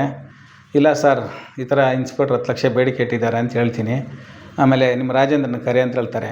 ಆಮೇಲೆ ಕರೆದವಾಗ ರಾಜೇಂದ್ರನಿಗೆ ಎಲ್ಲ ವಿಡಿಯೋಗಳು ತೋರಿಸಿ, ಯಾರಿಗೂ ₹1 ಕಾಸು ಕೊಡೋಕೆ ಹೋಗಬೇಡ, ಇದರಲ್ಲಿ ನಿಮ್ಮ ಮಾವಂದೇನಿಲ್ಲ, ಇದರಲ್ಲಿ ನಿಮ್ಮ ಮಾವನ ದೂರದಾರನು ಸಾಕ್ಷಿದಾರನಾಗ್ತಾನೆ ಅಂತ ಹೇಳ್ಬಿಟ್ಟು ಅವರು ನನ್ನ ಕಾರ್ ಆಕ್ಸಿಡೆಂಟ್ ಆಗಿರೋ ಕಾರ್ ಹತ್ರ ಹೋಗಿ ಆ ಡ್ಯಾಮೇಜ್ ಆಗಿರೋದನ್ನು ಪೌಡ್ರನ್ನ ಉದಿಸ್ಕೊತಾ ಇರ್ತಾರೆ. ನಾನು ಕಿಟಕಿಯಲ್ಲಿ ಕಾಣಿಸ್ತಾ ಇರ್ತೈತೆ, ಅಲ್ಲಿ ಬರ್ತೀನಿ. ಆವಾಗ ಅವರು ಹೊರಡಿತಾದ್ಮೇಲೆ ವರ್ತೂರು ಪೊಲೀಸು SI ಮಂಜುನಾಥ್ ರೆಡ್ಡಿ ಅವ್ರು ಬರ್ತಾರೆ. ಅಲ್ಲಿಗೆ ಬಂದುಬಿಟ್ಟು ನಾನು ಮಾತಾಡಿಸ್ತಾ ಇರ್ತಾರೆ. ನಾನು ನಡೆದಿರೋದೆಲ್ಲ ಅರ್ಧ ಹೇಳೋ ಹೊತ್ತಿಗೆ ಇನ್ಸ್ಪೆಕ್ಟ್ರ್ ಇಲ್ಲ ಬಾ ಮಾಜೂರ್ಗೆ ಹೋಗಬೇಕು ಅಂಥೇಳಿ ಅಷ್ಟರಲ್ಲಿ ಒಂದು ಫೋಟೋ ಹಿಡಿಯೋರು ಒಂದು 3 ಜನ, ವಿಡಿಯೋ ಮಾಡೋರು ಒಂದು 3 ಜನ ಬಂದಿರ್ತಾರೆ. ಅವ್ರನ್ನ 4 ಜನ ಹೊರಗಡೆ ಕರ್ಕೊಂಡೋಗಿ ಸ್ಟೇಷನ್ ಮುಂದೆ ಫೋಟೋಗಳು ಹಿಡಿತಾ ಇರ್ತಾರೆ. ಆಮೇಲೆ ನನ್ನೂ ಕರೀತಾರೆ, ನಾನು ಹೋಗ್ತೇನೆ, ಹಿಡಿತಾರೆ. ಅವ್ರು 4 ಜನನ ಜೀಪಲ್ಲಿ ಕರ್ಕೊಂಡು ಅವ್ರು ಹೋಗ್ತಾರೆ. ಎಲ್ಲರೂ ಕರ್ಕೊಂಡು ನನ್ನ ಒಂದು SIಗೆ ಹೇಳ್ತಾರೆ, ಇವ್ರನ್ನ ಕಾರಲ್ಲಿ ಕರ್ಕೊಬ ಅಂತ. ಆಮೇಲೆ ನನ್ನ ಅವರು ಕಾರಲ್ಲಿ ಕರ್ಕೊಂಡು ಹೋಗ್ತಾರೆ. ಅಷ್ಟೊತ್ತಿಗೆ ಸ್ಪಾಟು ಏನು ಕೊಲೆ ಆಗಿರೋ ಜಾಗ ಕರ್ಕೊಂಡೋಗಿ ಅವ್ರನ್ನ ಫೋಟೋಗಳು ವಿಡಿಯೋ ಮಾಡ್ತಾಯಿರ್ತಾರೆ. ಅವ್ರದ್ದೆಲ್ಲ ಮುಗಿದಿದ್ದಾದಮೇಲೆ ಅವ್ರನ್ನ ಎಲ್ಗೋ ಕಳಿಸ್ಬಿಟ್ಟು ನಾನು ನಿಲ್ಸ್ಕೊಂಡು ನೋಡಿ ಶ್ರೀನಿವಾಸ್ ಇಲ್ಲಿ ಏನೇನು ನಡೀತೋ ಎಲ್ಲ ಹೇಳ್ಬೇಕಂತಾರೆ. ನಾನು ಫಸ್ಟು ಕೇಸ್ ಎಲ್ಲಿಂದ ಏನೇನಾಯಿತು ಕಿಡ್ನಾಪ್ ಆಗಿರೋದ್ರಿಂದ ಎಲ್ಲ ಹೇಳ್ತೀನಿ. ಎಲ್ಲನೂ ವೀಡಿಯೋ ಮಾಡ್ತಾರೆ. ಇನ್ಸ್ಪೆಕ್ಟ್ರ್ ಮೊಬೈಲಲ್ಲೂ ವೀಡಿಯೋ ಮಾಡ್ಕೊತಾರೆ. ಅದಾದಮೇಲೆ ಅಲ್ಲೇ ಪಕ್ಕದಲ್ಲಿಂದ ಕೆರೆ ಒಂದೈತೆ, ಆ ಕೆರೆ ಹತ್ರ ಈ 4 ಜನ ಕೈಗೆ ಮುಚ್ಚುಗಳು ಕೊಟ್ಟು ಅಲ್ಲಿ ವಿಡಿಯೋ ಮಾಡ್ತಾಯಿರ್ತಾರೆ. ಅಲ್ಲಿ ಕರ್ಕೊಂಡೋಗಲ್ಲ, ನಾನು ರೋಡಲ್ಲೇ ನೋಡಿಕೊಂಡು ಆಮೇಲೆ ಮತ್ತೆ ಸ್ಟೇಷನ್ ಕರ್ಕೊಂಬಂದ್ಬಿಡ್ತಾರೆ. ಬಂದಮೇಲೆ ಇನ್ಸ್ಪೆಕ್ಟ್ರ್ ಬರ್ತಾರೆ. ಸ್ಟೇಟ್ಮೆಂಟ್ ರೆಡಿ ಆಯ್ತಪ್ಪ ಅಂತ ಕೇಳ್ತಾರೆ. ಇನ್ನೂ ಇಲ್ಲ ಸರ್ ಅಂತ ಹೇಳ್ತಾರೆ. ಆವಾಗ ಮತ್ತೆ ನನ್ನ ಕಂಪ್ಯೂಟರ್ ಮುಂದೆ ಕುಳಿಸ್ಕೊಂಡು ರೈಟ್ರು ಕೇಳ್ತಾಯಿರ್ತಾರೆ, ಟೈಪ್ ಮಾಡ್ತಾಯಿರ್ತಾರೆ. ಆಗ ಇನ್ಸ್ಪೆಕ್ಟ್ರಿಗೆ ಒಬ್ಬ PC ಕಳಿಸಿ ಇವನು ಸೀನನ್ನು ಎಲ್ಲಿ ಹಿಡ್ಕೊಂಬಂದಾಗ ಹಾಕ್ಬೇಕು ಕೇಳೋಗಂತ ಕೇಳ್ತಾರೆ. ಅವನ್ನ ಸರ್ಜಾಪುರ ಬಸ್ ಸ್ಟ್ಯಾಂಡಲ್ಲಿ ಇಟ್ಕೊಂಬಂದಂಗೆ ಹಾಕು ಅಂತೇಳಿ ಇನ್ಸ್ಪೆಕ್ಟ್ರ್ ಹೇಳ್ತಾರೆ. ಮತ್ತು ಅಲ್ಲಿ ನಂದು ಸ್ಟೇಟ್ಮೆಂಟು ಆಯಿತು, ನೀನು ಇನ್ನೊಬ್ಬನ ಕರಿತೀನಿ ಹೋಗು ಅಂತ ಹೇಳ್ಬಿಟ್ಟು ಕಳಿಸ್ತಾರೆ. ಅವಾಗ ಇನ್ಸ್ಪೆಕ್ಟ್ರ್ ಬಂದುಬಿಟ್ಟು, ಈಗ ಸ್ಟೇಟ್ಮೆಂಟೆಲ್ಲ ಆಗ್ತಾಯಿದ್ದೆಪ್ಪ, ನಿನ್ನ ಸಾಕ್ಷಿ ಮಾಡ್ಬೇಕು ಅಂದ್ಕೊಂಡಿದ್ದೀವಿ, ಆದರೂ ನೀನು 9 ದಿನ ಜೈಲಲ್ಲಿ ಇರಬೇಕಾಗೈತೆ, ನೀನು ಆಮೇಲೆ ನೀನು ಬಂದಮೇಲೆ ಚಾರ್ಜ್ ಶೀಟಲ್ಲಿ ಕೈ ಬಿಡ್ತೀವಿ ಅಂತ ಹೇಳ್ತಾನೆ. ಆಮೇಲೆ ಹೇಳ್ಬಿಟ್ಟು 10 ಖಾಲಿ ಪೇಪರ್ಸ್ ಏನು ಹಾಕಂತಾರೆ. ಆವಾಗ ನಾನು ಏನಕ್ಕೆ ಸರ್ ಇವೆಲ್ಲ ಹಾಕೋದು ಅಂತ ಹೇಳ್ದವಾಗ, ನೀನು ಒಳಗಡೆ ಇರ್ತೀಯಾ, ಇಲ್ಲಿ ಸ್ಟೇಟ್ಮೆಂಟ್ಗಳೆಲ್ಲ ನೀನು ಸಾಕ್ಷಿ ಮಾಡೋದು ಬೇಕಾಗ್ತವೆ ನಮಗೆ ಅಂಥೇಳಿ 10 ಖಾಲಿ ಪೇಪರಲ್ಲಿ ಸೈನ್ ಮಾಡಿಸ್ಕೊತಾರೆ. ಮಾಡಿಸ್ಕೊಂಡಿದ್ದಾದಮೇಲೆ ಒಂದು ನಮ್ಮ ಬಾಮೈದ ಕಡೆಯಿಂದನೇ ಟಿ ಮಾಡಿಸಿ ಪೊಲೀಸ್ಗೆಲ್ಲ ಒಂದು 30,000 ಕಾಸು ಖರ್ಚಾಗ್ತೈತೆ ಅಂತ ತಗೊಂಡು ನಮ್ಮೆಲ್ಲರೂ ಆ ಟಿ ಹಚ್ಕೊಂಡು ಹೊಸೂರು ಕೋರ್ಟಿಗೆ ಕರ್ಕೊಂಡೋಗ್ತಾರೆ. ಹೊಸೂರು ಕೋರ್ಟ್ ಕರ್ಕೊಂಡೋದಾಗ ಅಲ್ಲಿ ಇನ್ಸ್ಪೆಕ್ಟ್ರ್ ಬಂದು ನಿನ್ನ ಸ್ಟೇಟ್ಮೆಂಟ್ಗಳಿಗೆಲ್ಲ ಸಿಗ್ನೇಚರ್ ಮಾಡಿರಿ ಅಂತ ಕೊಡ್ತಾರೆ. ಅವರು 4 ಜನ ಮಾಡ್ತಾಯಿರ್ತಾರೆ, ನಾನು ವಿರೋಧ ಮಾಡ್ತೀನಿ. ಸರ್ ತಿಮ್ಲಲ್ಲಿದೆ, ನಮ್ಮ ಅಕ್ಕನ ಮಗ ಮುರಳಿ ಓದ್ಬಿಟ್ಟು ಸಹಿ ಮಾಡ್ತಾರೆ ಅಂತ ಹೇಳ್ತೀನಿ. ಆವಾಗ ಅವನು ಬೈತಾರೆ ಇನ್ಸ್ಪೆಕ್ಟ್ರ್ ನನ್ನ, ಎಲ್ಲನೂ ಹೋಗಲಿ ಪಾಪ, ಇದರಲ್ಲಿ ಏನಿಲ್ಲ, ಸಾಕ್ಷಿ ಮಾಡೋಣ ಅಂದರೆ ನಿಂದು ತಿಕ್ಕ ಕಂಚಲ್ಲಿ ಜಾಸ್ತಿ ಆಯಿತು, ತಿಕ್ಕ ಮುಚ್ಕೊಂಡು ಹಾಕು ಅಂತಾರೆ. ಆವಾಗ ನಾನು ಹಾಕ್ತೀನಿ. ಅವಾಗ ಹೇಳ್ತಾರೆ, ಇಲ್ಲಿ ಜಡ್ಜ್ ಕೋರ್ಟಲ್ಲಿಲ್ಲ, ಮನೆ ಹತ್ರ ಕರ್ಕೊಂಡು ಹೋಗ್ತೀವಿ, ಏನು ಕೇಸ್ ಅಂತ ಕೇಳ್ತಾರೆ. ಕೊಲೆ ಕೇಸ್ ಅಂತ ಹೇಳಬೇಕು, ಪೊಲೀಸರು ಹೊಡೆದ್ರ ಅಂತ ಕೇಳ್ತಾರೆ, ಇಲ್ಲ ಅಂತ ಹೇಳು ಅಂತ ಹೇಳ್ತಾರೆ. ಅದರಂತೆ ಜಡ್ಜ್ ಮನೆ ಹತ್ರ ಕರ್ಕೊಂಡು ಹೋಗ್ತಾರೆ. ಅವ್ರು ಕೇಳ್ತಾರೆ, ನಾನು ಇಲ್ಲ ಅಂತ ಹೇಳ್ತೀನಿ. ಅದರಂತೆ ನನ್ನ ಕರ್ಕೊಂಡೋಗಿ ಅವ್ರು 4 ಜನ ಧರ್ಮಪುರಿ ಜೈಲಲ್ಲಿ ಬಿಡ್ತಾರೆ, ಅದೇ ಟಿನಲ್ಲಿ. ನನ್ನ ಸೇಲಂ ಜೈಲಲ್ಲಿ ಬಿಡ್ತಾರೆ. ಆಮೇಲೆ ಅಲ್ಲಿ ಹೋಗಿ 1-2 ದಿನ ಆದಮೇಲೆ ನನಗೆ ಗೊತ್ತಾಯಿತು ಅದೊಂದು ಕೊಲೆ ಕೇಸಲ್ಲಿ ನಾನು ಸಿಕ್ಕಾಕ್ಸ್ಬಿಟ್ಟಿದ್ದಾರಂತ. ಅಲ್ಲೇ ಇದ್ದಂಥ ಸ್ವಲ್ಪ ಜನಗಳಿಗೆ ನಾನು ನಡೆದಿರೋ ವಿಷಯಗಳೆಲ್ಲ ಹೇಳ್ಕೊಂಡವಾಗ ಅಲ್ಲಿ ಒಬ್ಬರು ಲಾಯರ್ ಒಬ್ಬರು ಇದ್ದರು, ಅಪರಾಧಿ, ಅವರು ಹೇಳಿದ್ರು, ನೀನು ಇಲ್ಲಿಂದನೇ ಎಲ್ಲ ಆಫೀಸ್ಗಳಿಗೂ ಪಿಟಿಷನ್ ಕೊಡ್ಬೋದು ಅಂತ. ನಾನು ಅವ್ರನ್ನ ಕೈ ಕಾಲು ಇಟ್ಕೊಂಡು ಕೇಳ್ಕೊತೀನಿ, ನಂಗೆ ತಮಿಳು ಬರೋಲ್ಲ ಸರ್, ರೆಡಿ ಮಾಡಿಕೊಡಿ ಅಂತ. ಎಲ್ಲ ನಡೆದಂಥ ಸ್ಟೋರಿನ ಬರೆಸಿ ಹಿಂಗೆಲ್ಲ ಮಾಡಿದ್ರು, ನನಗೆ ಅನ್ಯಾಯ ಮಾಡಿದ್ದಾರೆ ಇಷ್ಟು ಪೊಲೀಸ್ ಇನ್ಸ್ಪೆಕ್ಟ್ರು, ಈ ನಮ್ಮ ಚಿಕ್ಕಪ್ಪನ ಮಕ್ಕಳೆಲ್ಲ ಅಂಥೇಳಿ ನಾನು ಎಲ್ಲ SC/ST ಸೆಲ್ಗೆ, ಹ್ಯೂಮನ್ ರೈಟ್ಸ್ಗೆ, IG ಗಳಿಗೆ, ಕಮಿಷನರ್ಗಳಿಗೆ, JMN ಕೋರ್ಟ್ಗೆ, ASPಗೆ, SP ಗೆ, ಒಟ್ಟು 11 ಆಫೀಸ್ಗಳಿಗೆ ನನಗೆ ನಡೆದಂಥ ಅನ್ಯಾಯನ ದೂರ ಮುಖಾಂತರ ಸಲ್ಲಿಸ್ತೀನಿ. ಅದರಂತೆ ನನಗೆ 164 ಸ್ಟೇಟ್ಮೆಂಟ್, 183 BNS ಸ್ಟೇಟ್ಮೆಂಟ್ ಕೊಡೋದಕ್ಕೆ ನೋಟಿಸ್ ಬರುತ್ತೆ. ಆವಾಗ ನಾನು ಅದರಂತೆ ಹೊಸೂರು ಕೋರ್ಟ್ಗೆ ಹೋಗ್ತೀನಿ.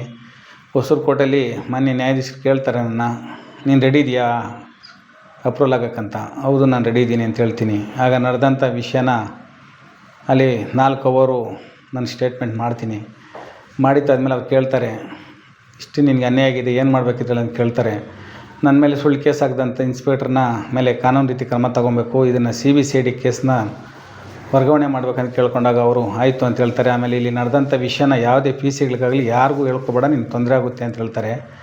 ಅಲ್ಲಿ ಮಾಡಿದಂಥ ಸ್ಟೇಟ್ಮೆಂಟ್ನ ಟೈಪಿಂಗ್ ಮುಖಾಂತರನೂ ಟೈಪ್ ಮಾಡ್ತಾರೆ, ಪ್ಲಸ್ ವಿಡಿಯೋ ರೆಕಾರ್ಡ್ ಮಾಡ್ತಾರೆ. ಯಾರೂ ಇರಲ್ಲ, ಜಡ್ಜು, ಟೈಪಿಸ್ಟು, ನಾನು 3 ಮಾತ್ರ ಇರ್ತೀವಿ. ಅದಂತೆ ಮುಗಿಸ್ಕೊಂಡು ಅವತ್ತು ನಾನು ದೇಶಕ್ಕೆ ಹೋಗ್ತೀನಿ. ಅದು ಹೋದ್ಮೇಲೆ ನಮ್ಮ ವಕೀಲರು, ನಮ್ಮ ಮನೆಯವರೆಲ್ಲ ಸೇರಿ ನನಗೆ ಬೇಲ್ ಮಾಡಿಸಿ ಬೇಲಿಂದ ಕರ್ಸ್ಕೊತಾರೆ. ಕರ್ಸ್ಕೊಂಡಿದ್ದಾದಮೇಲೆ ಮತ್ತೆ ನಾನು ಹೊರಗಡೆ ಎಲ್ಲ ಬಂದು ಮನೆಯಲ್ಲಿರ್ತೀನಿ. ಮತ್ತು ಇವರು ಇವರು 11 ಜನ ಏನಿರ್ತಾರೆ ಅವರೂ ಬೇಲ್ ಮೇಲೆ ಬಿಡುಗಡೆ ಆಗ್ತಾರೆ. ಬಿಡುಗಡೆ ಆಗಿ ನಾನು ಕೋರ್ಟ್ಗೆ ಹೋಗಿ ಸಹಿ ಮಾಡೋದು ಹೆಂಗೋ ತಿಳ್ಕೊಂಡು ಅವರು ಅವತ್ತು ಕೋರ್ಟ್ಗೆ ಹೋಗ್ತೀನಿ ಅಂತ ಗೊತ್ತಾಗಿ ನನ್ನ 164 ಸ್ಟೇಟ್ಮೆಂಟ್ ಕೊಟ್ಟಿದ್ದಾನಂತ ಕೊಲೆ ಮಾಡೋ ಪ್ರಯತ್ನಕ್ಕೋಸ್ಕರನೇ ಅವರು 5 ಜನ ಪಿಸ್ತೂಲ್ಗಳು ಎತ್ಕೊಂಡು ಒಟ್ಟು 10 ಜನ ಕೋರ್ಟ್ಗೆ ಬರ್ತಾರೆ. ಆವತ್ತು ನನಗೆ ಮಾಹಿತಿ ಬಂದು ನಾನು ಅಲ್ಲಿಂದ ಹೊರಗಡೆ ಹೋಗ್ಬಿಡ್ತೀನಿ. ಆ ಪಿಸ್ತೂಲ್ಗಳನ್ನ ಎತ್ಕೊಂಡು ಕೋರ್ಟ್ ಒಳಗಡೆನೇ ಹೋಗ್ಬಿಡ್ತಾರೆ. ಆವಾಗ ಪೊಲೀಸರು ಅವ್ರನ್ನ ಅಲ್ಲೇ ಅರೆಸ್ಟ್ ಮಾಡಿ ಅಲ್ಲಿ ಆರ್ಮ್ಸ್ ಆ್ಯಕ್ಟ್ ಕೇಸ್ ಮಾಡಿ ಮತ್ತೆ ಇವರೆಲ್ಲರೂ ಜೈಲಿಗೆ ಹೋಗ್ತಾರೆ. ಜೈಲಿಗೆ ಹೋಗಿ 3 ತಿಂಗಳು ಜೈಲು ಇರ್ತಾರೆ. ಅಷ್ಟರಲ್ಲಿ ನಾನು ಎಲ್ಲ ಸ್ಟೇಟ್ಮೆಂಟ್ಗಳಿಗೆ ಕರೀತಾರೆ ಪೊಲೀಸ್ ಡಿಪಾರ್ಟ್ಮೆಂಟವರು. ಈ ಥರ ಪೊಲೀಸವ್ರು ದುಡ್ಡು ತೊಗೊಂಡಿರೋ ವಿಷಯದಲ್ಲಿ ನೀನು ನಮಗೆ ಸ್ಟೇಟ್ಮೆಂಟ್ ಕೊಡಬೇಕಂತೇಳಿ. ಅದರಂತೆ ನಾನು ಅಡಿಷ್ನಲ್ SP ಶಂಕರ್ ಸರ್ ಅಂತೇಳಿ ಅವ್ರ ಹತ್ರ ಎಲ್ಲ ಸ್ಟೇಟ್ಮೆಂಟ್ ಕೊಡ್ತೀನಿ. ಈ ಥರ ನನಗೆ ಅನ್ಯಾಯ ಆಗಿದ್ದು ಸುಳ್ಳು ಕೇಸ್ ಮಾಡಿದ್ದಾರೆ ಸರ್ ಇನ್ಸ್ಪೆಕ್ಟ್ರ್ ಅಂತೇಳಿ, ಇಷ್ಟಿಷ್ಟು ದುಡ್ಡು ತೊಗೊಂಡಿದ್ದಾರೆ ಅಂತೆಲ್ಲ ಹೇಳ್ತೀನಿ. ಅದರಂತೆ ಅವರು ಸ್ಟೇಟ್ಮೆಂಟ್ ಮಾಡಿಕೊಂಡು ಮತ್ತೆ ನನಗೆ ನೋಟಿಸ್ ಕೊಡ್ತಾರೆ, DNಕ ನೀನು ಇಲ್ಲಿ ಬರಬೇಕಾಗ್ತೈತೆ ಅಂತ ಹೇಳ್ತಾರೆ. ನಾನು ಅಲ್ಲಿ ಹೋಗಿ ಎಲ್ಲ ನಡೆದಂಥ ವಿಚಾರಗಳನ್ನೆಲ್ಲ ಹೇಳೋದಕ್ಕೆ ಅವತ್ತು ಟೈಮ್ ಸಿಗಲಿಲ್ಲ. ನಮ್ಮ ರಾಜೇಂದ್ರನ ಮಾತ್ರ ಸ್ಟೇಟ್ಮೆಂಟ್ ಆಗಿರ್ತೈತೆ. ಅದಂತೆ ಸರಸ್ವತಿ ರೇವಂತ್ ಅವ್ರ ತಾಯಿನೂ ಈ ಕೇಸು ಕರ್ನಾಟಕಕ್ಕೆ ಟ್ರಾನ್ಸ್ಫರ್ ಮಾಡ್ಕೊಡ್ಬೇಕಂತ ಹಾಕಿರ್ತಾರೆ. ನಾನು ಸಹ ಹೋಗಿ IG ತಮಿಳ್ನಾಡು IG ಅವ್ರಿಗೆ ಮನವಿ ಮಾಡ್ಕೊತೀನಿ, ಸರ್ ನಾವು ಅಲ್ಲಿ ಲೋಕಲ್ ಸ್ಟೇಷನಲ್ಲಿ ಎಲ್ಲರೂ ವಾಸ ಅಲ್ಲಿ ಇರೋದ್ರಿಂದ ಇದನ್ನು ವರ್ಗಾವಣೆ ಮಾಡಿರಿ ಅಂತ. ಅಲ್ಲಿಂದ ಕೇಸನ್ನ ಟ್ರಾನ್ಸ್ಫರ್ ಮಾಡ್ತಾರೆ. ಟ್ರಾನ್ಸ್ಫರ್ ಮಾಡೋಕ್ಕೆ ಮುಂಚೆಯೇ ಇನ್ಸ್ಪೆಕ್ಟ್ರನ್ನ ಟ್ರಾನ್ಸ್ಫರ್ ಮಾಡಿರ್ತಾರೆ ಒಂದು 500 ಕಿಲೋಮೀಟ್ರು. ಮತ್ತು ಈ 3 ಜನ ಏನಿರ್ತಾರೆ ಕಾಸು ತೊಗೊಂಡ್ರು ಅವ್ರನ್ನೂ ಟ್ರಾನ್ಸ್ಫರ್ ಮಾಡಿಬಿಟ್ಟಿರ್ತಾರೆ. ಅದರಂತೆ ನಾನು ವರ್ತೂರು ಸ್ಟೇಷನ್ಗೆ ಕೇಸ್ ಬರೋಕ್ಕೆ ಮುಂಚೆಯೇ ನನ್ನ Varthur police inspector Yogananda sonar sir ಅವರು ನನ್ನ ಕರ್ಕೊತಾರೆ. ವರ್ತೂರಿಗೆ ಕರ್ಕೊಂಡು ಏನು ನಡೀತು ಹೇಳು ಅಂತೇಳಿ ಎಲ್ಲ ಸ್ಟೇಟ್ಮೆಂಟ್ ಮಾಡ್ತಾರೆ. ಸ್ಟೇಟ್ಮೆಂಟ್ ಮಾಡಿಕೊಂಡು ಅಲ್ಲಿಗೆ ಇನ್ನೂ ಕೇಸ್ ವರ್ಗಾವಣೆ ಆಗಿರಲ್ಲ. ಸರಿ, ಕೇಸ್ ವರ್ಗಾವಣೆ ಆಗಲಿ, ನಾನು ರೇವನ್ಗೆ ಹಂಗೆ ಮಾಡ್ತೀನಿ, ಅವ್ನು ಗುಂಡ ಕೈಯಕ್ಕೆ ಮಾಡ್ತೀನಿ, ಅವ್ನು ಸರಿ ಇಲ್ಲ ಅದಿದ್ದಂತೆಲ್ಲ ನನ್ನ ನಂಬಿಸ್ತಾರೆ. ನಂಬಿಸಿ ನನ್ನ ಕಡೆಯಿಂದ ಎಲ್ಲ ಸ್ಟೇಟ್ಮೆಂಟ್ ತೊಗೊತಾರೆ. ತೊಗೊಂಡಿದ್ದಾದಮೇಲೆ ನನಗೆ ACP ಮೇಡಮ್ ಅವ್ರು ಮೀಟ್ ಆಗ್ತೇವೆ ಅಂತ ಹೇಳ್ತಾರೆ. ಮೀಟ್ ಆಗ್ತೀನಿ. ಮೇಡಮ್ ಅವ್ರಿಗೆಲ್ಲ ಹೇಳ್ತೀನಿ. ಅವಾಗ ಅವ್ರು ಹೇಳ್ತಾರೆ, ನಿನಗೆ ಥ್ರೆಟ್ ಇದೆ. ACP ಮೇಡಮ್ ಪ್ರಿಯದರ್ಶಿನಿ ಸಾಣಿಕಪ್ಪ ಅವರು ನೀನು PSOಗಳನ್ನ ಇಟ್ಕೋಬೇಕಾಗ್ತೈತೆ, ಇಲ್ಲಾಂದರೆ ನಿನಗೆ ತೊಂದರೆ ಆಗ್ತೈತಪ್ಪ, ಅದನ್ನು ನಾನು ಆರ್ಡ್ರ್ ಮಾಡ್ತೀನಿ ಅಂತೇಳಿ PSOಗಳನ್ನ ಇಟ್ಕೋ ಅಂತೇಳಿ ಒಂದು ಶ್ರೀನಿವಾಸ್ ಮನೆ ಹತ್ರ ಒಂದು ಬುಕ್ ಇಡಬೇಕು, ಅಲ್ಲಿಗೆ ಪೊಲೀಸರನ್ನ ನೈಟಿ ಇದಕ್ಕೆ ಹಾಕ್ಬೇಕಂತೇಳಿ ಒಂದು 4-5 ಪಾಯಿಂಟ್ ಹಾಕಿ ಒಂದು ಆರ್ಡ್ರ್ ಮಾಡ್ತಾರೆ. ಅದರಂತೆ ಇನ್ಸ್ಪೆಕ್ಟ್ರಿಗೆ ಲೆಟ್ರ್ ಹೋಗಿ ಅವರು ಮನೆ ಹತ್ರ ಒಂದು ಬುಕ್ ಇಡ್ತಾರೆ. ಆದರೆ ಪ್ರತಿದಿನ ಅಲ್ಲಿ ಪೊಲೀಸ್ನವ್ರು ಯಾರೂ ಹೋಗಲ್ಲ. ಸುಮ್ಮನೆ ಅವರೇನೆ ಒಂದು ಬುಕ್ ಸಿಗ್ನೇಚರ್ ಮಾಡ್ಕೊಂಡು ಈ ಥರ ಮಾಡ್ಕೊಂಡಿರ್ತಾರೆ. ಅಷ್ಟರಲ್ಲಿ ಕೇಸಲ್ಲಿ ಇಲ್ಲಿ ಟ್ರಾನ್ಸ್ಫರ್ ಆಗ್ತೈತೆ. ಟ್ರಾನ್ಸ್ಫರ್ ಆದಮೇಲೆ ನನಗೆ ನೋಟಿಸ್ ಕೊಡ್ತಾರೆ, ನೀನು ಬಂದು ಸ್ಟೇಟ್ಮೆಂಟ್ ಕೊಡಬೇಕು, ನಿಂದು ಇಲ್ಲಿ ಏನು ನಡೆದಿದೆಯೋ ಅಂಥೇಳಿ. ಅಷ್ಟರಲ್ಲಿ ಎಲ್ರಿಗೂ ನೋಟಿಸ್ ಕೊಟ್ಟಿರ್ತಾರೆ, ಯಾರೂ ಹೋಗಿರಲ್ಲ. ಫಸ್ಟ್ ನಾನೇ ಹೋಗ್ತೀನಿ. ಹೋಗಿ ನಂದು ಸ್ಟೇಟ್ಮೆಂಟ್ ಮಾಡ್ತಾರೆ. ಸ್ಟೇಟ್ಮೆಂಟು ಮೋಹನ್ ಅಂಥೇಳಿ ಕೇಸ್ ಇನ್ಚಾರ್ಜರು ಅವರು ಟೈಪಿಂಗ್ ಕೂತ್ಕೊತಾರೆ. ಇನ್ಸ್ಪೆಕ್ಟ್ರ್ ಯೋಗಾನಂದ ಸೋನಾರ್ ಅವರು ಕೂತ್ಕೊಂಡು, ಆದರೆ ಮೇಡಮ್ ಅವರು ಏನು ಬಂದು ನಾನು ಸ್ಟೇಟ್ಮೆಂಟ್ ಮಾಡಲ್ಲ, ಇನ್ಸ್ಪೆಕ್ಟ್ರ್ ಅವರೇ ಮಾಡ್ತಾರೆ. ನಾನು ನಡೆದಂಥ ಸಂಗತಿ ಎಲ್ಲ ಹೇಳ್ತಾ ಶ್ರೀನಿವಾಸ, ನೀನು ಅವರು ರೇವವ್ರು 3 ಕೋಟಿ ಡಿಮ್ಯಾಂಡು ನಮಗೆ 3 ಕೋಟಿ ಕೊಟ್ಟಿದ್ದಾರೆ ನೀನು ಕೇಸಲ್ಲಿ ಸೇರ್ಸೋಕ್ಕೆ. 3 ಕೋಟಿ ಏನು ಬೇಡ, ಈಗ ನೀನು ₹1 ಕೋಟಿ ಕೊಡು, ನಾನು ಮೇಡಮ್ ಹತ್ರ ಮಾತಾಡ್ತೀನಿ, ಮತ್ತೆ ಇಲ್ಲಿ 164 ಸ್ಟೇಟ್ಮೆಂಟ್ ಮಾಡಿಸ್ತೀವಿ, ನಿನಗೆ ಅನುಕೂಲ ಆಗ ನಾನು ರೆಡಿ ಮಾಡ್ತೀನಿ, ನನಗೇನು ಬೇಡಪ್ಪ ಕೇಸಲ್ಲಿ, ಮೇಡಮ್ ಕೊಡು ಅಂತ ಕೇಳ್ತಾರೆ. ನಾನು ಇದ್ಕೊಂಡು, ಏನು ಸರ್, ಏನು ನಿಜಾಂಶ ಇದೆಯೋ ಅದನ್ನು ಮಾಡೋದಕ್ಕೆ ಯಾಕೆ ಸರ್ ದುಡ್ಡು ಕೊಡಬೇಕು ಅಂತ ಕೇಳ್ತೀನಿ. ಅಪ್ಪ ನನಗೇನು ಬೇಡ, ಮತ್ತೆ ಮೇಡಮ್ ಅವ್ರು ಕೊಟ್ರೇನೆ ಇಲ್ಲಲ್ಲ ನಡೆಯೋದು ಅದು ಅಂತ ಹೇಳ್ತಾರೆ. ಸರಿ ಸರ್, ನಾನು ಒಂದು 25 ಅರೇಂಜ್ ಮಾಡಿಕೊಡ್ತೀನಿ ಅಂತ ಹೇಳ್ತೀನಿ. ಇಲ್ಲ ಪೂರ್ತಿ ಕೊಟ್ಟರೆ ಮಾಡೋದು ಅಂಥೇಳಿ ಆವತ್ತಿಗೆ ಅಲ್ಲಿಗೆ ನಿಲ್ಲಿಸ್ಬಿಡ್ತಾರೆ. ನಿಲ್ಲಿಸಿದಾದ್ಮೇಲೆ ಮತ್ತೆ ಇನ್ನೊಂದು ದಿನ ನಾನು ಕರೆಸ್ಬಿಟ್ಟು ಸ್ಪಾಟ್ ತೋರಿಸ್ಬೇಕು ಬಾ ಅಂತ ಕರ್ಕೊಂಡು ಹೋಗ್ತಾರೆ. ಇನ್ಸ್ಪೆಕ್ಟ್ರು, ಮೇಡಮ್ಮು ಇವರೆಲ್ಲ ಕರ್ಕೊಂಡು ಹೋಗ್ತಾರೆ. ಅದಕ್ಕೆ ಮುಂಚೆನೇ ಇನ್ಸ್ಪೆಕ್ಟ್ರು ನಾನು PSOಗಳಿಗೆ ನೀನು ಲೀಗಲಾಗಿ ಹಾಕ್ಕೋಬೇಕು, ಇಲ್ಲಾಂದರೆ PSಗಳು ಕೊಡಲ್ಲ ಅಂಥೇಳಿ ಇನ್ಸ್ಪೆಕ್ಟ್ರೇ ಒಂದು ಐಡಿಯಾ ಕೊಟ್ಟಿರ್ತಾರೆ. ಅದರಂತೆ ನಾನು ಗುಪ್ತಚರ ಇಲಾಖೆಗೆ ಮನವಿ ಮಾಡ್ಕೊಂಡಿರ್ತೀನಿ, ನನಗೆ ಈ ಥರ ಪ್ರಾಣಕ್ಕೆ ತೊಂದರೆ ಇದೆ, ನನಗೆ ಈ ಥರ PSO ಬೇಕಾಗ್ತಾರೆ ಅಂತ ಅಲ್ಲೊಂದು ಕಮಿಷ್ನರ್ಗೊಂದು ಹಾಕ್ಕೊಂಡಿರ್ತೀನಿ. ಅವೆರಡಕ್ಕೂ ಹಾಕ್ಕೊಂಡಾಗ ಅದು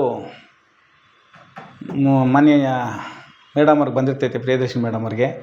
ಅಲ್ಲಿ ಬಂದರೂ ಅವರು ಏನೂ ಮಾತಾಡಲ್ಲ. ಇನ್ಸ್ಪೆಕ್ಟರ್ ಅವ್ರು ಕರೆಸ್ಬಿಟ್ಟು ನನಗೆ ಅವತ್ತು ಲಿಂಗಪ್ಪ, ಸಂತೋಷ್ ನಾಯ್ಕವರು ಅವರೆಲ್ಲ ಇರ್ತಾರೆ, ಅವ್ರ ಮುಂದೆನೇ ಡಿಮ್ಯಾಂಡ್ ಮಾಡ್ತಾರೆ, 50 ಲಕ್ಷ ಆಗುತ್ತೆ, ನಾನು ನಿನಗೆ ಪರ್ಮಿಷನ್ ಕೊಡಿಸ್ಬಿಡ್ತೀನಿ PSOಗಳಿಗೆ, ಇಲ್ಲಾಂದರೆ ಕಷ್ಟ ಐತೆ ಶ್ರೀನಿವಾಸ ಅಂತ ಹೇಳ್ತಾರೆ. ಇದೇನು ಸರ್, ಇದಕ್ಕೆ 50 ಲಕ್ಷ ಕೇಳಿದ್ರೆ ಹೆಂಗೆ ಸರ್ ಅಂತೇಳಿ, ಏನು ಸರ್ ಕೊಡಬೇಕಂತೆಲ್ಲ ಕೇಳ್ತೀನಿ.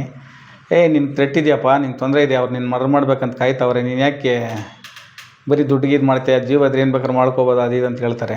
ಸರಿ ಸರ್, ನಾನು ಮಾತಾಡ್ತೀನಿ ಅಂತೇಳಿ ಆಮೇಲೆ ಲಿಂಗಪ್ಪ ಅವ್ರಿಗೂ ಅವ್ರಿಗೆ ಹೇಳಿ ಬರ್ತೀನಿ, ಸರ್ ಅಷ್ಟಾಗಲ್ಲ, ಏನೋ ಕಡಿಮೆ ಮಾತಾಡ್ರಿ ಅಂತೇಳಿ. ಆವಾಗ ಇನ್ಸ್ಪೆಕ್ಟ್ರವರು ಎಷ್ಟು ಏನಂತೇಳಿ ಮತ್ತೆ ಕರೆದು ಕೇಳಿದವಾಗ 5 ಲಕ್ಷಕ್ಕೆ ಡಿಸೈಡ್ ಆಗುತ್ತೆ. 5 ಲಕ್ಷನ ಲಿಂಗಪ್ಪ ಕೈಗೆ ಅಥವಾ ಇಲ್ಲಾಂದರೆ ಸಂತೋಷ್ ಕೈಗೆ ಕೊಟ್ಬಿಡು ಕಾಸು ಅಂತ ಹೇಳ್ತಾರೆ. ಅದರಂತೆ ನಾನು ಲಿಂಗಪ್ಪನವ್ರಿಗೆ 3 ಲಕ್ಷ ಕೊಡ್ತೀನಿ. 3 ಲಕ್ಷ ಕೊಟ್ಟಿದ್ದಾದಮೇಲೆ ಸರಿ ಅಲ್ಲಿಂದ ಬರ್ತೈತೆ, ನಾಳೆ ಮುಗಿಸ್ಬಿಡ್ತೀನಿ ಅಂಥೇಳಿ ಅವರು PSO ಪರ್ಮಿಷನ್ ಕೊಡಲ್ಲ, ಬದಲಾಗಿ ಎಂಡಾರ್ಸ್ಮೆಂಟ್ ಕೊಡ್ತಾರೆ. ಇದು ನಾನು ಕೊಡೋಕ್ಕೆ ಬರೋಲ್ಲ, ಇದು ಮೇಲೆ ಆಫೀಸರ್ಗಳ ಹತ್ರ ನೀನು ತೊಗೋಬೋದು ಅಂಥೇಳಿ ಕೊಟ್ಬಿಟ್ಟು ನನಗೆ ಮೋಸ ಮಾಡ್ತಾರೆ.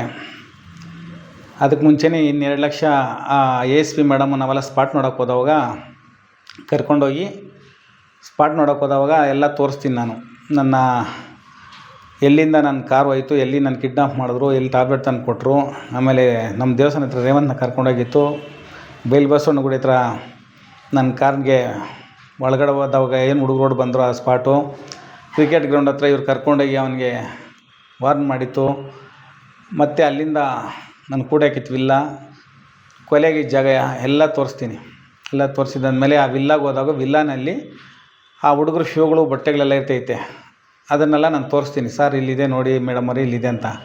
ಆಗ ಯೋಗಾನಂದ್ ಸರ್ ಅವರು ಇದು ರೇವನ್ ಶೂಗಳಂದರೆ ಆ ರೇವನ್ ಶೂಗಳನ್ನ ಒಂದು ಸರಿ ಮುಗಿದ್ಬಿಡು, ಸಾರ್ಥಕ ಗೊತ್ತೈತೆ ನಿನಗೆ ಅಂತ ನನ್ನ ಒಂಥರ ಕೇರ್ಲೆಸ್ಸಾಗಿ ಮಾತಾಡ್ತಾರೆ.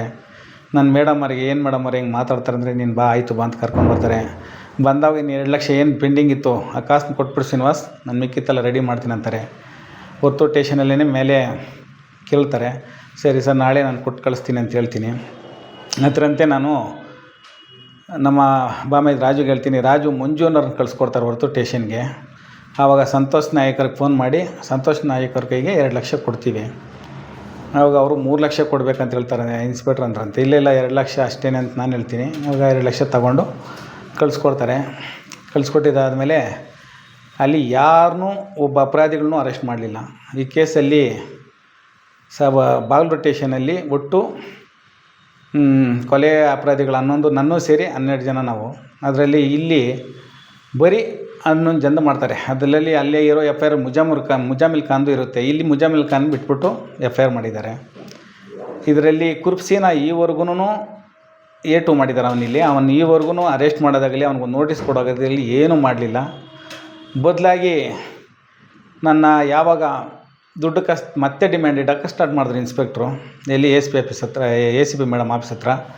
ಆಗ ನಾನೇನು ಮಾಡಿದೆ, ಸರಿ ಸರ್ ನಾನು ಅರೇಂಜ್ ಮಾಡ್ತೀನಿ ಅಂದೆ. ಇಲ್ಲ ಆಗಲ್ಲ, ನಿಂದು ಯಾವುದಾನ ಬಿಲ್ಡಿಂಗ್ ಇದ್ದರೆ ರಿಜಿಸ್ಟ್ರ್ ಮಾಡಿಕೊಡು, ಇಲ್ಲಿ ಯಾವುದಾನ ಸೈಟ್ ಇದ್ದರೆ ತೋರಿಸ್ನಿದೆ ಅಂತ ಕೇಳ್ತಾರೆ. ಅಲ್ಲಿಗೆ ಲಿಂಗಪ್ಪನೂ ಕರ್ಸ್ಕೊತಾರೆ. ಆವಾಗ ಲಿಂಗಪ್ಪ, ನಾನು, ಇನ್ಸ್ಪೆಕ್ಟ್ರು, ಜೀಪ್ ಡ್ರೈವರು ಎಲ್ಲರೂ ಸೇರ್ಕೊಂಡು ನಾನು ಕೊಡ್ತಿಗೆ ಬಿಲ್ಡಿಂಗ್ ಹತ್ರ ಹೋಗ್ತೀವಿ. ಆವಾಗ ಎಷ್ಟು ಬರುತ್ತೆ ಬಾಡಿಗೆ ಅಂತ ಕೇಳ್ತಾರೆ ಅವರು. ಆವಾಗ ನಾನು 1.5 ಲಕ್ಷ ಬರುತ್ತೆ ಸರ್ ಅಂತ ಹೇಳ್ತೀನಿ. ಆಮೇಲೆ ಬಿಲ್ಡಿಂಗ್ ನೋಡಿಬಿಟ್ಟು ಇದಕ್ಕೆ ದಾರಿ ಚಿಕ್ಕದಾಗೈತೆ, ಇದು ಬೇಡ, ಇನ್ನೆಲ್ಲೆಲ್ಲಿದೆ ಅಂತ ಕೇಳ್ತಾರೆ. ಹೊರತೂರು ಮುದ್ರನಗರದಲ್ಲಿದೆ ಸರ್ ಅಂತೀನಿ. ಆಮೇಲೆ ಅಲ್ಲೇ ಕರ್ಕೊಂಡು ಹೋಗ್ತಾರೆ. ಕರ್ಕೊಂಡೋಗಿ ಸರಿ ಇದನ್ನು ನಾನು ಮಾಡ್ಕೊತೀನಿ ಅಂತೇಳಿ ಟೇಷನ್ ಕರ್ಕೊಬರ್ತಾರೆ. ಟೇಷನ್ ಬಂದಮೇಲೆ ಯಾರೋ ಕಾಂಗ್ರೆಸ್ ಲೀಡರ್ ನಾಗೇಶ್ ಅನ್ನೋ ಹುಡುಗನ ಕರೆಸ್ತಾರೆ. ನಾಗೇಶ್ ಅದೇನೋ ಪ್ರಾಬ್ಲಮ್ ಆಯ್ತು ಅಂದಾಗ ಅವ್ನು ಏನು ಹೇಳ್ತಾನೋ ಗೊತ್ತಿಲ್ಲ. ಶ್ರೀನಿವಾಸ್ ಅದು ಸೈಟ್ ಬೇಡ, ನನಗೆ ದುಡ್ಡೇ ಅರೇಂಜ್ ಮಾಡಿಬಿಡು ಅಂತ ಕೇಳ್ತಾರೆ ಇನ್ಸ್ಪೆಕ್ಟ್ರು. ಸರಿ ಸರ್ ನಾನು ಅದನ್ನು ರೆಡಿ ಮಾಡ್ತೀನಿ ಅಂತ ಹೇಳಿಬಿಟ್ಟು ಅವರು ಅದು 1 ಕೋಟಿ ಕೇಳ್ತಾರೆ. 1 ಕೋಟಿನಲ್ಲಿ ನಾನು ಒಂದು 50 ರೆಡಿ ಮಾಡ್ಕೊಂಬರ್ತೀನಿ ಸರ್ ಅಂತ ಹೇಳ್ತೀನಿ. ರೆಡಿ ಮಾಡ್ಕೊಂಬರ್ತೀನಿ ಅಂತ ಹೇಳ್ಬಿಟ್ಟು ಬಂದಮೇಲೆ ಮತ್ತೆ ನನ್ನ ಇನ್ಸ್ಪೆಕ್ಟ್ರು ಟಚ್ ಮಾಡಲ್ಲ. ಅಷ್ಟರಲ್ಲಿ ನಾನು ಸ್ವಲ್ಪ ದುಡ್ಡು ಕಾಸು ಅವಸ್ಕೊಳೋದಕ್ಕೆ ಹೊತ್ತಿಗೆ ರೇವಾ ಅವ್ರ ಹತ್ರ ಕಮಿಟ್ ಆಗಿಬಿಡ್ತಾನೆ. ಕಮಿಟಾಗಿ ರೇವಾ ಅವ್ರ ಲಾಯರ್ ನಿತಿನ್ ಅನ್ನೋ ಲಾಯರ್ನ ಸ್ಟೇಷನ್ ಪ್ರತಿ ದಿನ ಕರೆಸ್ಕೊಂಡು ಅವರು ಏನು ಸ್ಟೇಟ್ಮೆಂಟ್ ನಿಮ್ಗೆ ಹೆಂಗೆ ಬೇಕು ಹಂಗೆ ರೆಡಿ ಮಾಡಿರಿ ಅಂತೇಳಿ ಸ್ಟೇಟ್ಮೆಂಟ್ ಅವ್ರು ಕೂತ್ಕೊಂಡು ಈ ಕೇಸಲ್ಲಿ ಎಲ್ಲ ಅಪರಾಧಿಗಳದ್ದು ಸ್ಟೇಟ್ಮೆಂಟ್ ರೆಡಿ ಮಾಡಿರೋದು. ನಾನು ಈಗಾಗಲೇ ಆ CC ಫುಟೇಜ್ಗೆ ಕೇಳಿದ್ದೀನಿ ನಿತಿನ್ ಅನ್ನೋರು ಎಷ್ಟು ಸರಿ ಬಂದಿದ್ರಂತ, ಆದರೂ ನನಗೆ ಏನೂ ರೆಸ್ಪಾನ್ಸ್ ಕೊಡ್ತಾಯಿಲ್ಲ. ಆಗ ನಾನೇನು ಮಾಡಿದೆ, ಎಲ್ಲ ಮೇಲಾಧಿಕಾರಿಗಳಿಗೆ ಕಂಪ್ಲೇಂಟ್ ಮಾಡಿದೆ. ಕಮಿಷನರ್ಗೆ, IG ಕಮಿಷನರ್ಗೆ, ಹ್ಯೂಮನ್ ರೈಟ್ಸ್ಗೆ, SC ST ಶಿಲೆಗಳಿಗೆಲ್ಲ ಈ ಥರ ದುಡ್ಡಿಸ್ಕೊಂಡು ನನ್ನ ಆ ಕೇಸಲ್ಲಿ ಅಪರಾಧಿ ಮಾಡೋದಕ್ಕೆ ಪ್ಲಾನ್ ಮಾಡ್ತಾಯಿದ್ರೆ. ರೇವಣ್ಣ ಈ ಕೇಸಲ್ಲಿ ಬಿಡೋದಕ್ಕೆ ಚಾರ್ಜ್ ಶೀಟಲ್ಲಿ ಪ್ಲಾನ್ ಮಾಡ್ತಾವ್ರೆ ಅಂತೇಳಿ ಎಲ್ಲ ಆಫೀಸ್ಗಳಿಗೂ ಕಂಪ್ಲೇಂಟ್ಗಳು ಕೊಟ್ಟ ಮೇಲೆ ಮತ್ತೆ ನಾನು ಕರೆಸಿ ಮತ್ತು ನಿಮ್ಮ ವಿಟ್ನೆಸ್ಗಳು ಯಾರು ಇದ್ದಾರೋ ಅವ್ರಿಗೆಲ್ಲ ನೀನು ಹೇಳ್ಬೇಕಂದ್ರೆ ನಾನು ಯಾಕೆ ಹೇಳಿ ಸರ್, ಎಲ್ಲ ನೀವೇ ನೋಟಿಸ್ ಕೊಡ್ರಿ ಅಂತ ಹೇಳಿದ್ಮೇಲೆ ಆವಾಗ ಅವರು ಎಲ್ಲ ಯಾರು ನನಗೆ 160% ಸ್ಟೇಟ್ಮೆಂಟಲ್ಲಿ ಏನೇನು ಹೇಳಿದ್ನೋ ಎಲ್ರಿಗೂ ನೋಟಿಸ್ ಕೊಟ್ಟು ಮತ್ತು ಎಲ್ಲರದನ್ನು ಹೇಳಿಕೆ ತೊಗೊಂಡಿರ್ತಾರೆ. ಹೇಳಿಕೆ ತೊಗೊಂಡಿದ್ದಾದಮೇಲೆ ಈಗ ಮತ್ತೆ ಎಲ್ಲ 1,60,60,00,000 ರೂಪಾಯಿ ರೇವಾ ಹತ್ರ ಈ ನಿತಿನ್ ಲಾಯರ್ ಮುಖಾಂತರ ಸಂದೇಹ ಆಗಿರ್ತದೆ ಇನ್ಸ್ಪೆಕ್ಟ್ರಿಗೆ. ಇನ್ಸ್ಪೆಕ್ಟ್ರ್ ಇರೋ ಅಪಾರ್ಟ್ಮೆಂಟ್ಗೆ ಸುಮಾರು ಬಾರಿ ರೇವಾ ಬಂದೋಗಿರ್ತಾನೆ. ಬಂದೋದ್ಮೇಲೆ ಒಟ್ಟು ಈಗ ಈ ದುಡ್ಡು ಸಂದೇಹ ಆದಮೇಲೆ 4ನೇ ತಿಂಗಳಲ್ಲಿ FIR ಆಗ್ತೈತೆ ಇಲ್ಲಿ ಹೊರತೂರಲ್ಲಿ. 5ನೇ ತಿಂಗಳಲ್ಲಿ ಅವ್ರ ಮಿಸ್ಸಸ್ ಹೆಸರಿಗೆ ಒಂದು ಪ್ರಾಪರ್ಟಿ ರಿಜಿಸ್ಟರ್ ಮಾಡ್ತಾರೆ ಇವರು. ತೂಬ್ರಳ್ಳಿ ವಿಲೇಜಲ್ಲಿ ಇವ್ರ ಮಿಸ್ಸಸ್ ಹೆಸರಿಗೆ 12,000 ಸ್ಕ್ವೇರ್ ಫೀಟು KV ಸತೀಶ್ ಮತ್ತು inspector Mrs Archana wife of Yoganand Sonar ಅಂತೇಳಿ ಅವ್ರ ಹೆಸರಿಗೆ ಇದೇ ದುಡ್ಡಲ್ಲಿ ಒಂದು 12,000 ಸ್ಕ್ವೇರ್ ಫೀಟ್ ಪರ್ಚೇಸ್ ಮಾಡಿದ್ದಾರೆ. ಮತ್ತು 7ನೇ ತಿಂಗಳಲ್ಲಿ ಅದೇ ಅವರು ಕೊಟ್ಟಂಥ ಅಮೌಂಟ್ಗಳು ಇನ್ನೂ ಜಾಸ್ತಿ ಮಾತಾಡಿದ್ದಾರೆ ಇವರು. ಅದೇ ಅಮೌಂಟ್ಗಳಲ್ಲಿ ಮತ್ತೆ 18 ಗುಂಟೆ ಅಲ್ಲಿ ಸೇಮ್ KV ಸತೀಶು ಹಾಗೂ ಮತ್ತು ಅರ್ಚನಾ ಅವರ ಹೆಸರಿಗೆ 18 ಗುಂಟೆ ರಿಜಿಸ್ಟರ್ ಮಾಡ್ಕೊಂಡಿದ್ದಾರೆ. ಅದಲ್ಲದೆ ಕಾಚನಹಳ್ಳಿ ಸರ್ವೆ ನಂಬರ್ ಗೊತ್ತಿಲ್ಲ, 9 ಗುಂಟೆ ಕಮರ್ಷಿಯಲ್ ಜಾಗ ಅದನ್ನು ರಿಜಿಸ್ಟರ್ ಮಾಡಿ ಅದು ಮತ್ತೆ ರಿಟರ್ನ್ ಮಾಡಿದ್ದಾರೆ. ಸೇಲ್ ಡೀಡ್ ಇವ್ರ ಮಿಸ್ಸಸ್ ಹೆಸರಿಗೆ ಮಾಡ್ಕೊಂಡು ಮತ್ತೆ ರಿಟರ್ನ್ ಮಾಡಿದ್ದಾರೆ. ಈ ಥರ ಸುಮಾರು ಪ್ರಾಪರ್ಟಿಗಳನ್ನ ಮಾಡಿದ್ದಾರೆ. ವರ್ತೂರು ಸರ್ವೆ ನಂಬರು ಗೊತ್ತಿಲ್ಲ, 1 ಎಕರೆ 20 ಗುಂಟೆ ಇವ್ರ ಮಿಸ್ಸಸ್ ಹೆಸರಿಗೆ ರಿಜಿಸ್ಟರ್ ಮಾಡ್ಕೊಂಡಿದ್ದಾರೆ. ತುಂಬ ಪ್ರಾಪರ್ಟಿಗಳು ಮಾಡ್ಕೊಂಡಿದ್ದಾರೆ. ಇದರಲ್ಲಿ ಮೇಡಮ್ಗೆ ಎಷ್ಟು ಕೊಟ್ಟಿದ್ದಾರೋ ನನಗೆ ಗೊತ್ತಿಲ್ಲ. ಆದರೆ DCP ಸರ್ಗೆ ಬರೀ 10 ಲಕ್ಷ ಬಂದಿದೆ ಅಂತೇಳಿ ಇವರು ಇನ್ಸ್ಪೆಕ್ಟ್ರ್ ಹೇಳಿದ್ದಾರೆ. ಬರೀ 10 ಲಕ್ಷ ಬಂದಿರೋದು ಈ ಕೇಸ್ ಅಂತೇಳಿರೋದು ನನಗೆ ಮಾಹಿತಿ ಸಿಕ್ತು. ಮತ್ತು DCP ಸರ್ ನನ್ನ ಕರೆಸ್ಕೊಂಡು ನನ್ನ ಕೇಳಿದ್ರು. ಕೇಳಿದವಾಗ ನಾನು ಹೇಳಿದೆ, ಸರ್ ನನಗೆ ಇಲ್ಲಿ ಅನ್ಯಾಯ ಆಗ್ತಾಯಿದೆ, ನನಗೆ ದುಡ್ಡು ಬೇಡಿಕೆ ಈ ಥರ 1 ಕೋಟಿ ರೂಪಾಯಿ ಬೇಡಿಕೆ ಇಟ್ಟರು ACP ಮೇಡಮನ್ನು ಇನ್ಸ್ಪೆಕ್ಟ್ರು. ಆ ACP ಮೇಡಮ್ ಅವ್ರ ಹೆಸರು ಹೇಳೇ ಕೇಳಿದ್ರು ಇನ್ಸ್ಪೆಕ್ಟ್ರ್ ನನಗೆ ಇಲ್ಲಿ ನ್ಯಾಯ ಸಿಗೋದು ಡೌಟ್ ಇದೆ. ಈ ಥರ ಎಲ್ಲರ ಹತ್ರನೂ ದುಡ್ಡು ಇಸ್ಕೊಂಡು ಕೇಸಲ್ಲಿ ಹಿಂಗೆಲ್ಲ ಮಾಡಿದ್ದಾರೆ ಸರ್. ಈ ಕೇಸನ್ನ CCBಗಾಗಲಿ CBIಗಾಗಲಿ ವರ್ಗಾವಣೆ ಮಾಡಬೇಕಂತ ನಾನು ಪರಶುರಾಮ್ ಸರ್ನ ಕೇಳ್ಕೊಂಡಾಗ ಅವರು ಕೇಸ್ ವರ್ಕರ್ನ ಕರೆದು ಈ ಕೇಸನ್ನ CCBಗೆ ರೆಫರ್ ಮಾಡೋಕ್ಕೆ ರೆಡಿ ಮಾಡು ಅಂತ ಹೇಳಿದ್ರು. ಮತ್ತು ಅದಾದಮೇಲೆ ನನಗೆ 4-5 ದಿನಕ್ಕೆ ತಿರುಗಿ ACP ಮೇಡಮ್ ನೋಟಿಸ್ ಕೊಟ್ಟರು. ನನಗೆ ಆ ಟೈಮಲ್ಲಿ ಹೆಲ್ತ್ ಪ್ರಾಬ್ಲಮ್ ಆಗಿತ್ತು. ನಾನು ನೋಟಿಸ್ಗೆ ರಿಪ್ಲೈ ಕೊಟ್ಟೆ, ಇಲ್ಲ ನನಗೆ ಹೆಲ್ತ್ ಪ್ರಾಬ್ಲಮ್ ಆಗಿತ್ತು, ಒಂದು ಸ್ವಲ್ಪ ದಿನ ನನಗೆ ಕಾಲಾವಕಾಶ ಕೊಟ್ಟರೆ ನಾನೇ ಬರ್ತೀನಿ ಅಂತ ಹೇಳಿದೆ. ಅದಂತೆ ಮೊನ್ನೆ ನೋಟಿಸ್ ತೊಗೊಂಡೋಗಿದ್ರು. ಅವತ್ತು ನಾನು ಇರಲಿಲ್ಲ. ಆಮೇಲೆ ಮತ್ತೆ ಈಗ ನನಗೆ ನೋಟಿಸ್ ಕೊಟ್ಟಿದ್ದಾರೆ. ನಾನು ಸೋಮವಾರ ನನ್ನ ಬರಲೇಬೇಕು ನೀನು ಮಾಜೂರು ಸ್ಪಾಟ್ ತೋರ್ಸಕ್ಕಂತೇಳಿ. ಆ ಮಾಜೂರು ಸ್ಪಾಟ್ಗಳಲ್ಲಿ ಇವರು ಬರೀ 3 ಸ್ಪಾಟ್ ಮಾತ್ರ ತೋರಿಸುವಂತ ನನ್ನ ಮೋಹನ್ನವರು ಡಿಮ್ಯಾಂಡ್ ಮಾಡ್ತಿದ್ದಾರೆ. ನಾನು ಕೇಳಿದೆ, ಯಾಕೆ ಸರ್ ಎಲ್ಲ ಜಾಗನೂ ಮಾಜೂರು ಮಾಡಬೇಕಲ್ವಾ, ಯಾಕೆ 3 ಜಾಗ ಅಂತ. ಇಲ್ಲಪ್ಪ, ಈ ಕೇಸ್ಗೆ ಏನು ಸಂಬಂಧಪಟ್ಟಿತ್ತು ಅಷ್ಟು ಮಾತ್ರನೇ. ಸರ್ ಹಂಗಾರೆ ಅದು ಮಾತ್ರ ಕಿಡ್ನಾಪ್ ಆಗಿರೋದು ಮಾತ್ರ ಸರ್ಜಾಪುರ ಲಿಮಿಟ್ಗೆ ಬರುತ್ತೆ ಅಂತ ಹೇಳ್ತೀರಾ? ಯಾಕೆ ಸರ್ ಇಲ್ಲಿ ಬಿಲ್ವಾಸವಣ್ಣ ಗುಡಿತ್ರ ಫಸ್ಟ್ ಸ್ಪಾಟ್ ತೋರಿಸು, ರೇವಂತ್ ಕರ್ಕೊಂಡೋಗಿರೋ ಜಾಗ ಅಂತ ಹೇಳ್ತೀರಲ್ಲ, ಅದು ಮಾತ್ರ ಏನು ತೋರಿಸ್ಬೇಕಂತಲ್ಲ ನಾನು ಕೇಳಿದವಾಗ, ಇಲ್ಲ ನೀನು ಅವು 3 ತೋರಿಸ್ಬೇಕಾಗಿರೋದು ಅಂತ ಹೇಳ್ತಾರೆ. ಇದಾದಮೇಲೆ ನಾನು ಇನ್ಸ್ಪೆಕ್ಟ್ರು ನವೀನ್ ಅವ್ರಿಗೆ ಸ್ಟೇಟ್ಮೆಂಟ್ ಕೊಟ್ಟು FIR ಮಾಡ್ತೀನಿ ನಿಮ್ಮ ಗಂಡ ಬಂದವಾಗ ಅಂತ ಹೇಳಿದರು. ನಮ್ಮ ಮಿಸ್ಸಸ್ಗೆ NCR ಆಗಿತ್ತು ಅದಕ್ಕೆ ಮುಂಚೆನೇ, ನಾನು ತಮಿಳ್ನಾಡು ಜೈಲಲ್ಲಿ ಇರಬೇಕಾದ್ರೇ. ಅದರಂತೆ ಹೋದವಾಗ ಇನ್ಸ್ಪೆಕ್ಟ್ರ್ ಅವರು ಅವನ ರೇವವ್ರ ಹತ್ರ ದುಡ್ಡು ಕಾಸು ತಗೊಂಡು ಈ 189 ಸರ್ವೆ ನಂಬರಲ್ಲಿ ಸುಮಾರು ಒಂದು 10 ಕೋಟಿ ಡಿಪಾರ್ಟ್ಮೆಂಟ್ಗೆ ಹೋಗಿದೆ ಸರ್. ಅದರಂತೆ ಇವಾಗ ಅವರು ಈ ರೇವಾಗಿ ಹೆಲ್ಪ್ ಮಾಡೋ ಉದ್ದೇಶ ಇಟ್ಕೊಂಡು ನಾನು, ನಮ್ಮ ಲಾಯರು ರಾಜೇಂದ್ರ, ನಾವು 3 ಜನ ಸರ್ಜಾಪುರ ಸ್ಟೇಷನ್ಗೆ ಹತ್ರ ಹೋಗಿದ್ವಿ. ಲಾಯರ್ ಹೋಗಿ ಮಾತಾಡೋಕೆ ಒಳಗಡೆ ಹೋದವಾಗ ಅವರು ಏಕೋಚಿಂದಲ್ಲಿ ಲಾಯರ್ನ ಬೈದಿದ್ದಾರೆ, ಇಂಥವ್ರಿಗೆಲ್ಲ ನೀವೇನು ಬರ್ತೀರಾ, ಹೋಗ್ರಿದ್ದಾಚೆ ಅಂತ. ನಮ್ಮ ಲಾಯರ್ ಬಂದು ನನಗೆ ಹೇಳಿದ್ರು.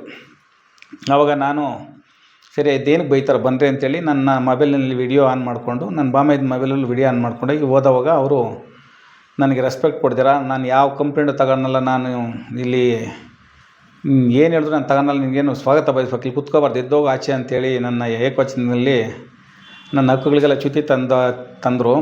ಆಮೇಲೆ ನಾನು ನ್ಯಾಯಾಲಯದಲ್ಲೇ ನಾನು ಹೋಗ್ತೀನಿ ಅಂದಾಗ ಹೋಗಿ ಅದೇನಕ್ಕೆ ಮಾಡ್ಕೊತೀನಿ, ನ್ಯಾಯಾಲಯಕ್ಕೆ ಕೋರ್ಟ್ಗೆ ಹೋಗಂತೇಳಿ ನಾನು ದೌರ್ಜನ್ಯ ಮಾಡಿದ್ರು. ಅದರಂತೆ ನಾನು ಎಲ್ಲ ಆಫೀಸರ್ಗಳಿಗೂ ಈ ವಿಡಿಯೋನ ಕೊಟ್ಟು ಇನ್ಸ್ಪೆಕ್ಟರ್ ನವೀನ್ ಅವ್ರ ಮೇಲೆ ನಾನು ಕಂಪ್ಲೇಂಟ್ ಮಾಡಿದವಾಗ ಅದಕ್ಕೂ ಯಾವುದೇ ಆಫೀಸರ್ಗಳು ಸ್ಪಂದಿಸಿಲ್ಲ. ಯಾಕಂದರೆ ಎಲ್ಲರೂ ಈ ಒಂದು 189 ಸರ್ವೆ ನಂಬರಲ್ಲಿ ದುಡ್ಡುಗಳನ್ನ ಇರೋ ಕಾರಣಕ್ಕೆ ನನ್ನ ಯಾರೂ ರೆಸ್ಪಾನ್ಸ್ ಮಾಡಲಿಲ್ಲ. ಆಗ ನಾನು ನಮ್ಮ ವಕೀಲರನ್ನೊಬ್ಬರನ್ನ ಇಟ್ಕೊಂಡು ಹೈಕೋರ್ಟಲ್ಲಿ ಒಂದು ರಿಟ್ ಹಾಕ್ಕೊಂಡೆ. ಅದರಂತೆ ಸಿವಿಲ್ ಕೋರ್ಟಲ್ಲಿ ಒಂದು PCR ಮಾಡು ಅಂತ ಹೇಳಿದ್ರು.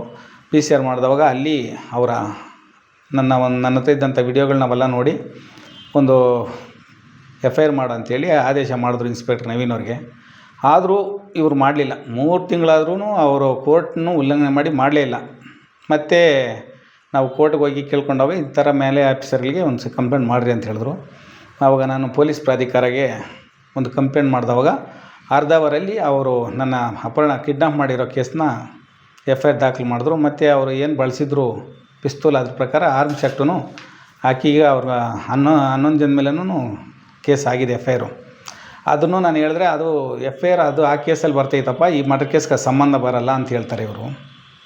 ಅಂದರೆ ಇವರು ಎಲ್ಲ ಅಪರಾಧಿಗಳ ಹತ್ರ ದುಡ್ಡಿಸ್ಕೊಂಡು ಆ ಮರು ಹೇಳಿಕೆಗಳನ್ನ ಮಾಡಿಸಿ ಅದರಲ್ಲಿ ಅವ್ರಿಗೆ ಅನುಕೂಲ ಆಗೋ ಥರ ತಿರ್ಚಿ ನನ್ನ ಇದರಲ್ಲಿ ಸಿಕ್ಕಾಕ್ಸುವಂಥ ಹುನ್ನಾರ ಮಾಡಿಕೊಂಡು ಅವ್ರು ಏನು ಸ್ಟೇಟ್ಮೆಂಟ್ ಮಾಡಿದ್ರೆ ಅದನ್ನು ಮಾತ್ರ ಸ್ಪಾಟ್ ಮಾಜೂರು ಮಾಡೋದಕ್ಕೆ ಇವರು ಪಿತೂರಿ ಮಾಡ್ತಾಯಿದ್ದಾರೆ. ಯಾಕಂದರೆ ತಮಿಳ್ನಾಡು ಎಲ್ಲ ಸ್ಟೇಟ್ಮೆಂಟಲ್ಲೂ ನಾನು ಏನು ಈಗ ಸ್ಟೇಟ್ಮೆಂಟ್ ಹೇಳ್ತಾ ಇದ್ದೀನಿ ಅದನ್ನೇ ಸ್ಟೇಟ್ಮೆಂಟ್ 11 ಜನನೂ ಅವರಲ್ಲಿ ಏನು ಅಪರಾಧಿಗಳು ಎಲ್ಲರೂ ಕೊಟ್ಟಿದ್ದಾರೆ. ಶ್ರೀನಿವಾಸನ ನಾವು ಇದೇ ಥರ ಕಿಡ್ನಾಪ್ ಮಾಡಿದ್ವಿ, ಬಯಸ್ದ್ವಿ, ಅವ್ರ ಮಗನ ಕಿಡ್ನಾಪ್ ಮಾಡ್ತೀವಿ ಅಂತ ಹೇಳಿದ್ವಿ, ನಾವೇ ಕಣ್ಮುಂದಿನ ಕೊಲೆ ಮಾಡಿದ್ವಿ ಅಂತೆಲ್ಲ ಸ್ಟೇಟ್ಮೆಂಟಲ್ಲಿ ಒಪ್ಕೊಂಡಿದ್ದಾರೆ. ಆದರೆ ಇಲ್ಲಿ ಇನ್ಸ್ಪೆಕ್ಟ್ರು ದುಡ್ಡು ಕಾಸು ತಗೊಂಡು, ಇನ್ಸ್ಪೆಕ್ಟ್ರು ACP ಅವರು ಇಬ್ಬರು ದುಡ್ಡು ಕಾಸು ತಗೊಂಡು ಇಲ್ಲಿ ಅವ್ರನ್ನ ಆ ರೇವನ ಬಚಾವ್ ಮಾಡೋ ಒಂದೇ ಒಂದು ಉದ್ದೇಶ ಇಟ್ಕೊಂಡು ಈ ಕೇಸನ್ನ ನನ್ನ ಮೇಲೆ ಕುಳಿಸ್ಬೇಕಂತೇಳಿ. ಯಾಕಂದರೆ ಈ ಕೇಸಲ್ಲಿ ನಾನು ಒಂದನೇ ಸಾಕ್ಷಿದಾರಾಗ್ತೀನಿ, ನಮ್ಗೆ ತೊಂದರೆ ಆಗುತ್ತೆ, ಶ್ರೀನಿವಾಸನ ಕೇಸಲ್ಲಿ ತಂದರೆ ನಾವು ಕೇಸ್ ಹೊಡ್ಕೊತೀವಿ ಅಂತ ತುಂಬ ಜನ, ಯಾಕಂದರೆ ನನ್ನ ಕಣ್ಣು ಮುಂದೆನೇ ಅವ್ರು ಕೊಲೆ ಮಾಡಿರೋದು, ನಾನು ನೋಡಿದ್ದೀನಿ ಅದನ್ನು ಇಟ್ಕೊಂಡು ಇವರು ತುಂಬ ರೆಕಮೆಂಡ್ ಮಾಡ್ತಿದ್ದಾರೆ. ಈ ಕೇಸಲ್ಲಿ ಜಮೀರ್ ಅವ್ರು ಫೋನ್ ಮಾಡಿದ್ದಾರೆ ಅಂತ ಇನ್ಸ್ಪೆಕ್ಟರ್ ಹೇಳ್ತಾರೆ. ಯಾರು ರೇವನ್ ಫೇವ್ರೇಟ್ ಆಗಿ DK ಶಿವಕುಮಾರ್ಗೆ ಫೋನ್ ಮಾಡಿದ್ದಾರೆ, ನಾನು ಏನು ಮಾಡಬೇಕಂತೇಳಿ ಕೆಲವು ಆಫೀಸರ್ಗಳ ಹತ್ರ ಇವ್ರು ಹೇಳ್ಕೊಂಡಿದ್ದಾರೆ. ಇವರ ಹಣಬಲ, ಇವರು ರಾಜಕೀಯ ಬಲದ ಇಟ್ಕೊಂಡು ಇವರು ಈ ಕೇಸಲ್ಲಿ ನಾನು ನಿರಪರಾಧಿ ಆಗಿರೋನ್ನ ಅಪರಾಧಿ ಮಾಡೋದಕ್ಕೋಸ್ಕರ ಕಾನೂನಲ್ಲಿ ದುಡ್ಡು ಕಾಸುಗಳಿಗೆ ಆಸೆ ಪಟ್ಟು ಇವತ್ತು ನನ್ನ ಒಂದು ನಿರಪರಾಧಿನ ಅಪರಾಧಿ ಮಾಡೋದಕ್ಕೆ ಹೊರಟಿದ್ದಾರೆ. ಇದನ್ನು ಮುಂದಿನ ದಿನದಲ್ಲಿ ನಾನು ಕಾನೂನು ಹೋರಾಟ ಮಾಡೇ ಮಾಡ್ತೀನಿ. ಯಾಕಂದರೆ ನಾನು ಸತ್ಯ ನನ್ನ ಏನಂತ ನನಗೆ ಗೊತ್ತೈತೆ, ನನ್ನ ಕಣ್ಮುಂದೆ ನಡೆದಿರೋಂಥ ಘಟನೆ ಇದು. ಮುಂದಿನ ದಿನಗಳಲ್ಲಿ ಇವ್ರು ಏನು ಮಾಡಿದ್ರೂ ನಾನು ಬಿಡಲ್ಲ. ನಾನು ಹೈಕೋರ್ಟ್ಗೋ ಸುಪ್ರೀಂ ಕೋರ್ಟ್ಗೋ ಹೋಗಿ CBIಗೋ ನಾನು ಈ ಕೇಸ್ನ ತಗೊಂಡು ನ್ಯಾಯ ದೊರಸ್ಕೊತೀನಿ. ಯಾವುದೇ ಕಾರಣಕ್ಕೂ ಇನ್ಸ್ಪೆಕ್ಟ್ರು ಯೋಗಾನಂದ ಸೋನಾರ್ನ ಮತ್ತು ತಮಿಳ್ನಾಡು ಇನ್ಸ್ಪೆಕ್ಟರ್ ಶಿವಕುಮಾರ್ನ ACP ಮೇಡಮ್ ಅವ್ರನ್ನ ಯಾವುದೇ ಕಾರಣಕ್ಕೂ ಅವರು ಇಲ್ಲಿ ಸುಳ್ಳು ದಾಖಲೆಗಳನ್ನ, ಸುಳ್ಳು ಹೇಳಿಕೆಗಳನ್ನ ರೆಡಿ ಮಾಡಿ ದುಡ್ಡು ಕಾಸಿಗೆ ಏನೋ ಆಸೆ ಪಟ್ಟು ಇವರು ಮಾಡಿದ್ದಾರೆ. ಇವರಿಗೆ ಕಾನೂನು ರೀತಿ ಕ್ರಮ, ಇವ್ರಿಗೆ ಶಿಕ್ಷೆ ಕೊಡಿಸ್ತೀನಿ ಅಂತ ಈ ವಿಡಿಯೋ ಮುಖಾಂತರ ನಾನು ಹೇಳ್ತೀನಿ.